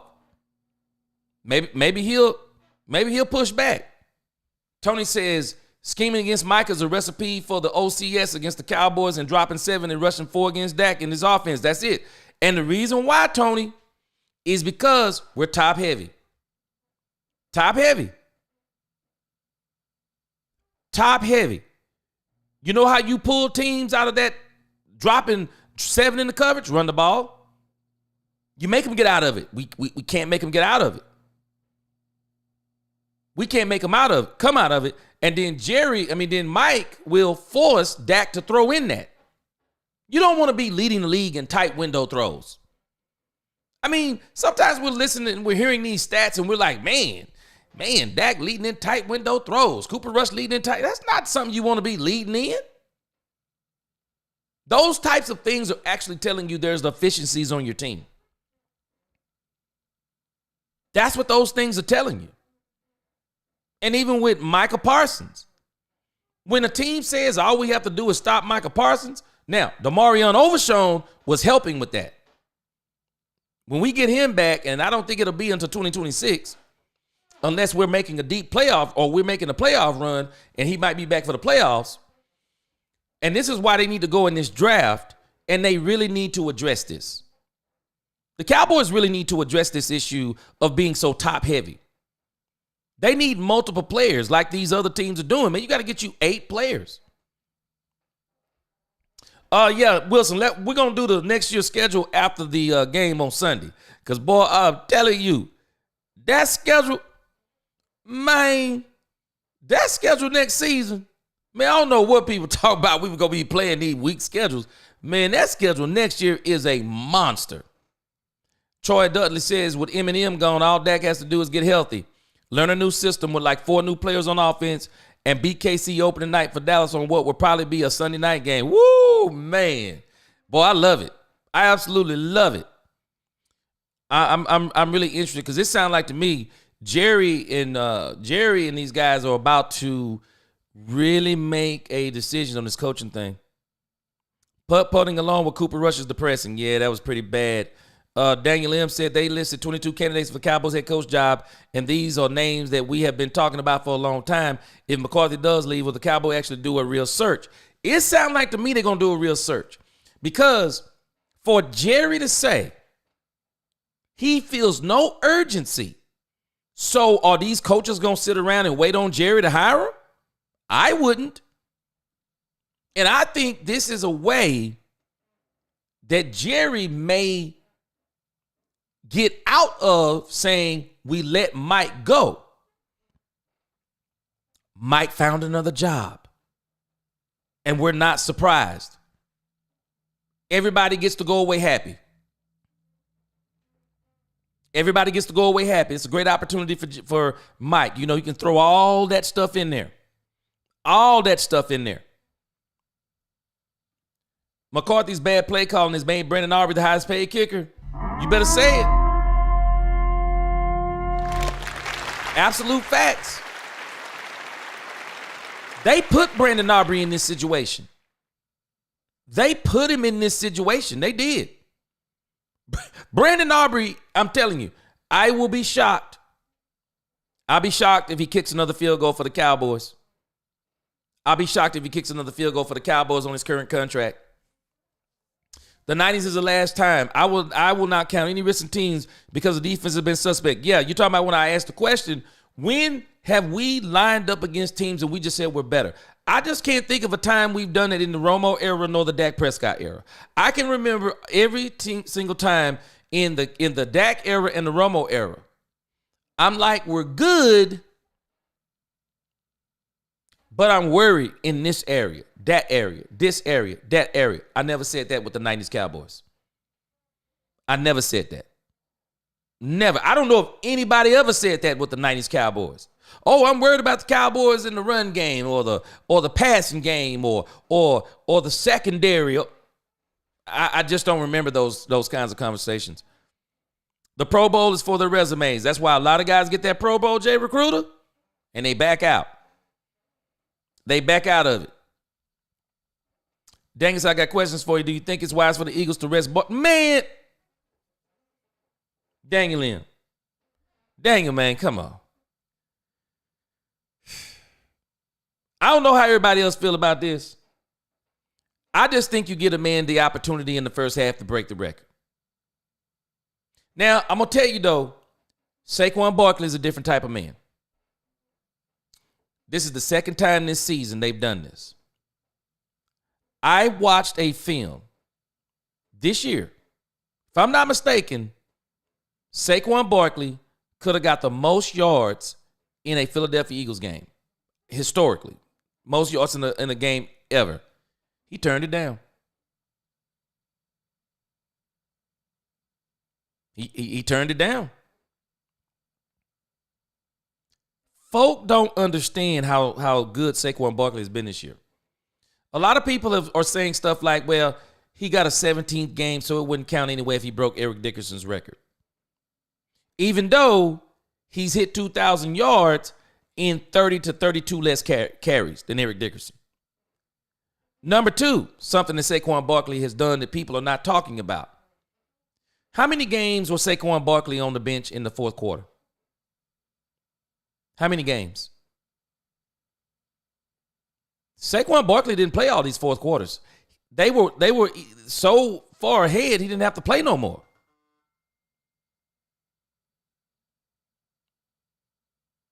So when you start thinking about those types of things, I mean, Saquon Barkley has done something that's incredible this year. I would let him at least see if he could get it the first half. He couldn't get the first half, I'd be done with it. But I also see the other side of this. The Eagles have a different mentality, including Saquon Barkley. I think for the Eagles right now, it's about the Super Bowl. And they don't want to risk going into a Giants game with a player saying, you're not going to get that record on us. And Saquon Barkley taking a lot of unnecessary hits. But I don't know, man. I'd have a hard time, me myself. Because this isn't just about Saquon Barkley. It's about the defensive line, too. I don't know, man. I'd have a hard time not letting him play the first half. Trying to get it because it's something that you would never see again. Richard says, it's good to underachieve if you're getting paid to do so. And the Cowboys have a team full of stars that are made elite in their own mind. Yep. I agree with you. Philly is no longer in contention for home field. Nope. The Commanders knocked him out. There goes Mike again, sipping on that scissor in the press conference. Mike be tripping in these press conferences, man. Mike be saying crazy stuff. Gandalf Pipe, what's going on? Mark my words, Kellen will be the head coach if he wins in Philly. I tell you this, if it's not here, it'll be somewhere. If it's not here, it will be somewhere. Mike is done. He could have solidified himself in the 21 season had we not lost. Yeah, and I think even last year. But you know what? Yeah, the 21 season was probably the better season because last year we were really lacking in some places. I'm worried about my Steelers. I feel like the Steelers are the Cowboys, albeit QB situation is better overall talent-wise. Steelers just have better coaching. Our defense is not up to standard. I think they're going to have to get them a quarterback. If they don't, if they go with Justin Fields, they better roll with him then and build around him to his strengths. But Pittsburgh, I think they'll do something with their defense. I'm not worried about them defensively. I just think they need to solidify what they're going to do at QB. Daniel said, not Kellen Moore. Anyone but him. Man, Jerry likes him some Kellen Moore. Troy Dudley, Mike is a linebacker. And I think that's one of the issues. I think Zimmer wanted to play him. I think Zim wanted to play him at linebacker because he mentioned as much. But Overshown came back, and they decided to put him back at DN. I wonder how much of that has something to do with Jerry and Micah. Micah told on himself when he said he finally getting Zim. I said the same thing in November. That's crazy talk to me. Zimmer had a plan for Micah. Sam Williams going down. Yep, Sam Williams going down, lifted up too. Yep. Bottom line, Freddie, what's going on? He will not finish his career in Dallas. He will re-sign with the Cowboys this next offseason, but after the next deal is done, he's gone either to Washington or Queen. I believe it too. Yep, I believe it too, Freddie. And I was laughing, even in his press conference. He said he got to deal with Jaden Daniels for the next 18 years. Michael Parsons, stop it. This is crazy. The only play with what is going on QB-wise at the NFC East is for Dallas to bring in Brian Flores. He'll never get the job. Flores will never get the job. I'm telling you, man, go back and go back and look at what this dude did to Tua. He'll never get the job. Flores is probably 3 years out from, again, being even considered as a head coach, as good as he is. Flores is a great coach. He needs to learn how to deal with people better. But I always thought Flores was a great coach. And I knew something had to be wrong in them firing Flores was as good as he was. No, Flores had some issues. Jenny says if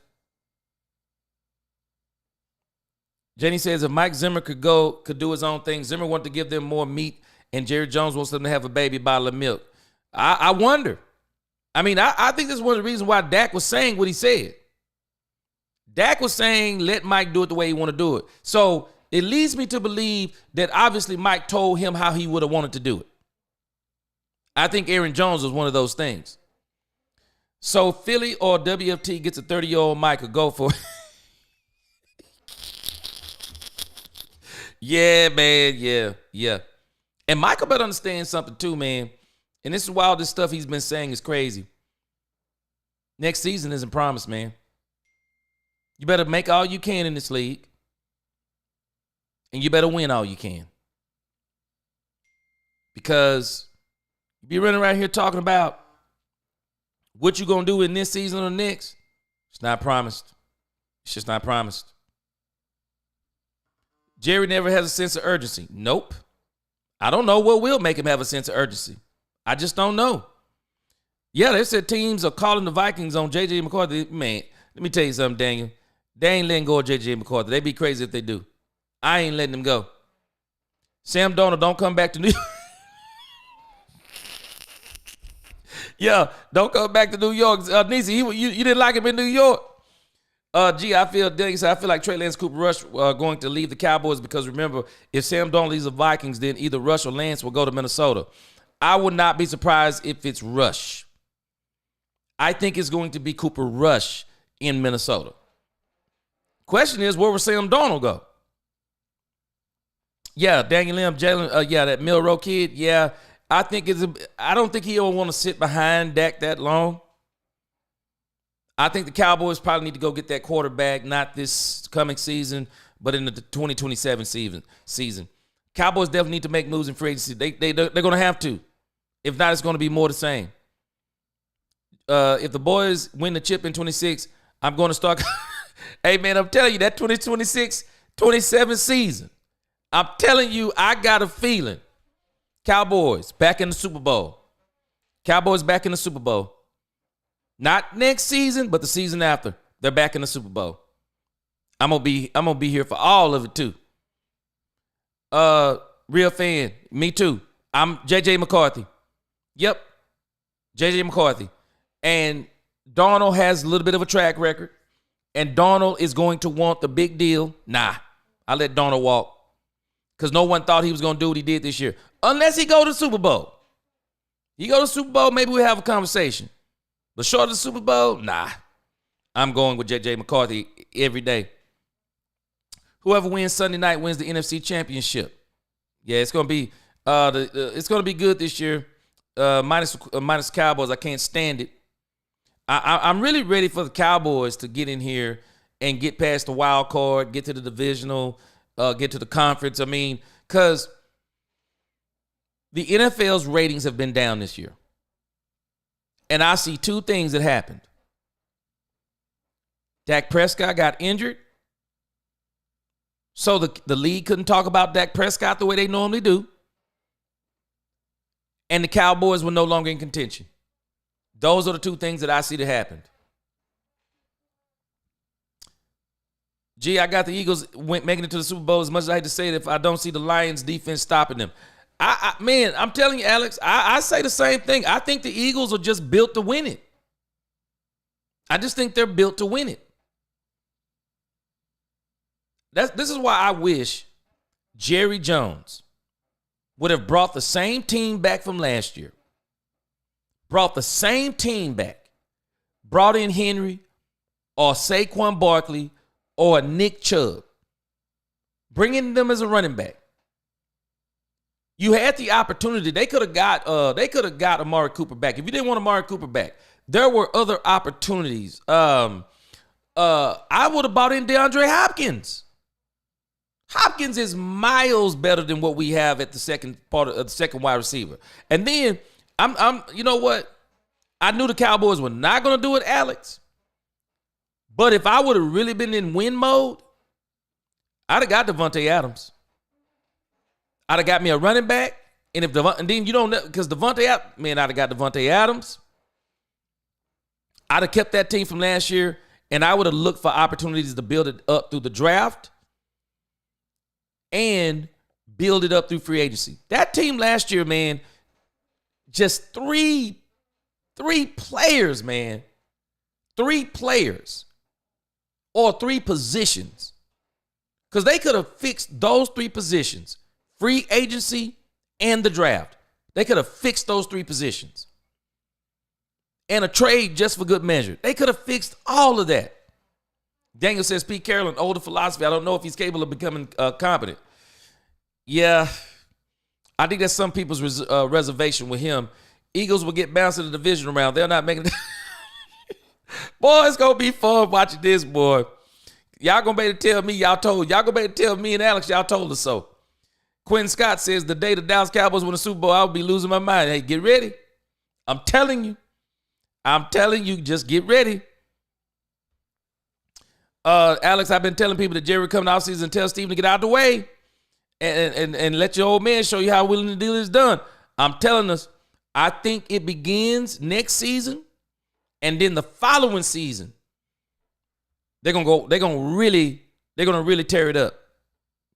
If the Cowboys win the Super Bowl for the first time since '95, I will literally be on my knees crying because I haven't seen it once since I was born, and that's sad for me. Daniel, keep on living. I'm telling you, I just think they're gonna win it, man. I think they're gonna win it, not next season, but the season after. I believe maybe I'm the way I see things with Dak Prescott is different than other people. Dak Prescott is too talented, too good of a leader, and too good of a person for this team not to win a Super Bowl with him. Dak is one of those players, whether you like him or not, he's doing everything right. He's doing everything right.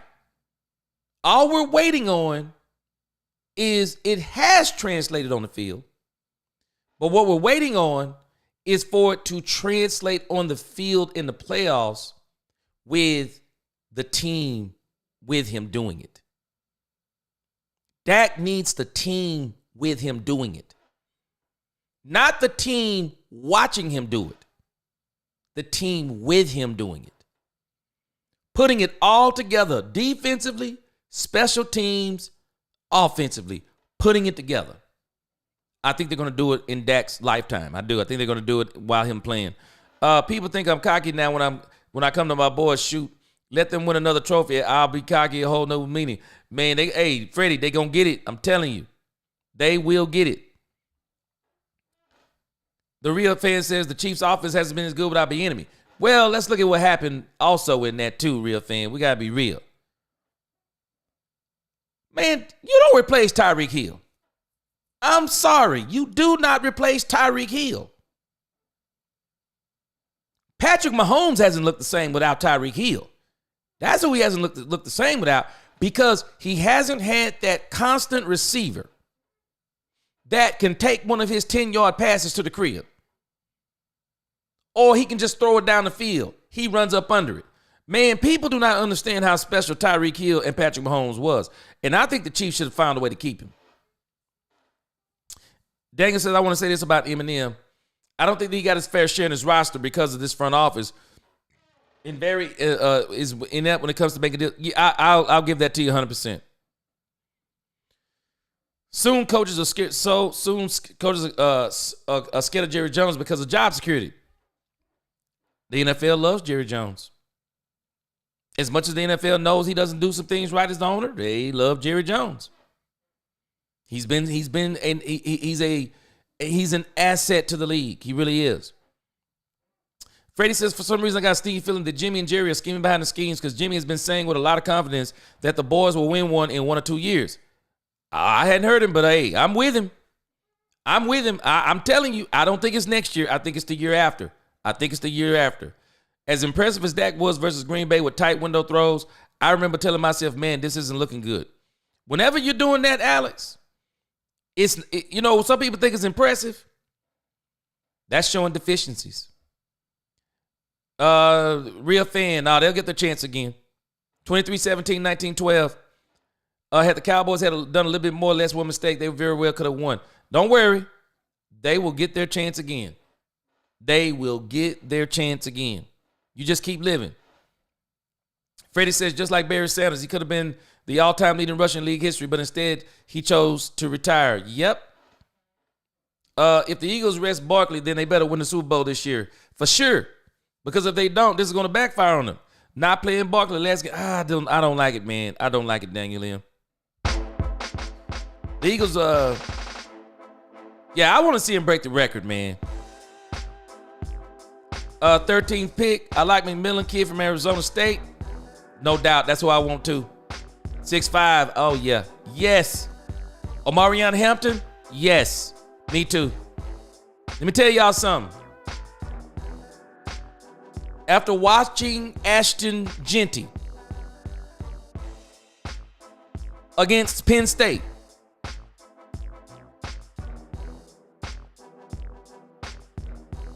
I am not getting Ashton Genty in the first round. I am getting a wide receiver. For sure. Blue Star said the Lions ain't winning a D thing with that sorry defense that gave 34 points to the 49ers.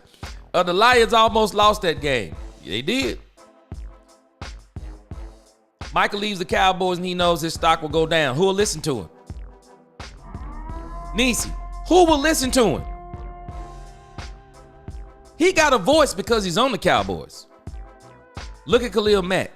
I don't know where he's playing since leaving the Raiders. Man, I was actually shocked the other day when I heard Khalil Mack was still playing. Playing good, by the way, from what my understanding is. My first 3 picks in the draft are McMillan, Hampton, and Jahad Campbell. They are all talented in the top 100 on the draft board as well. I'm going to put together my draft here in the next couple of weeks. But I can tell you up front on my first one, hey, man, McMillan, if he there, Dallas get him. Second round, Hampton. Yep, for real, Hampton. Real offensive. Even the Cowboys don't bring the same team back. They would have go through the Chiefs, the Ravens, the Bills, the Eagles, the Lions, and the Vikings. I still wouldn't have liked the Cowboys' chances. Don't worry, you keep living. We're going to get our chance again. Janie said Mike needs to spend less time with Jerry Jones because he's going to set up for the thing. Yeah, for real. They will have the upper hand. I already got it. Already got it. Stop talking and keep your mouth shut. You're no match for Jerry Jones. They already got it on him. They got it. G said I got a preview. Dang it, I got a preview of next year's schedule. Woo, 12-5? Man, we go 12-5. We going to Super Bowl. Man, you just wait. We're going to go over that schedule after the Washington game. Man, that schedule is brutal. That schedule is brutal. And that's a big if the front office makes. He said makes the move necessary to help the roster. Woo! That schedule is brutal. Cowboys win the Super Bowl. Stephen A. Smith would go the first take. He would be over Cowboys Nation. Man, he probably have a heart attack. G said, if the wide receivers and Gentry go off the board at 13, do you trade that pick for a wide receiver like Garrett Wilson from the Jets to pair with CeeDee Lamb? You know what? I'd rather have a rookie.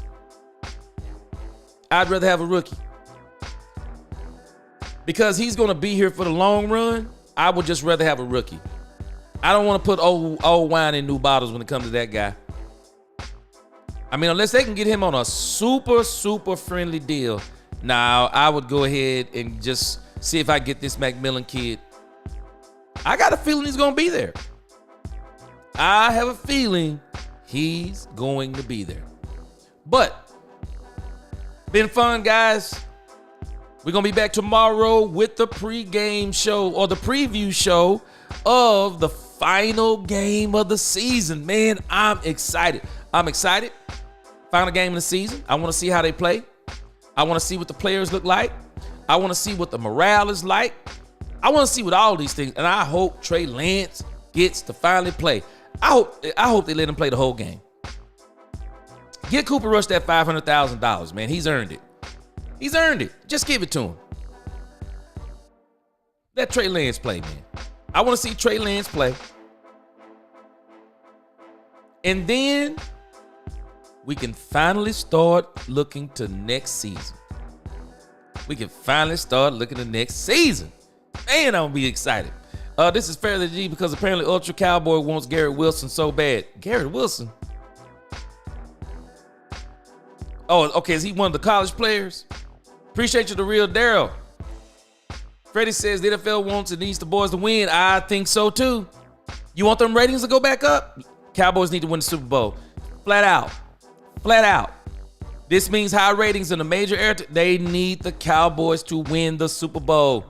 I'm with you, Freddie. They need them to win. They need them. Alex, appreciate the show. Appreciate you too, Alex. All right, guys. I will, if the Lord is willing. I will see y'all tomorrow for the preview show. Till next time, let's talk Cowboys. We talk facts. Peace.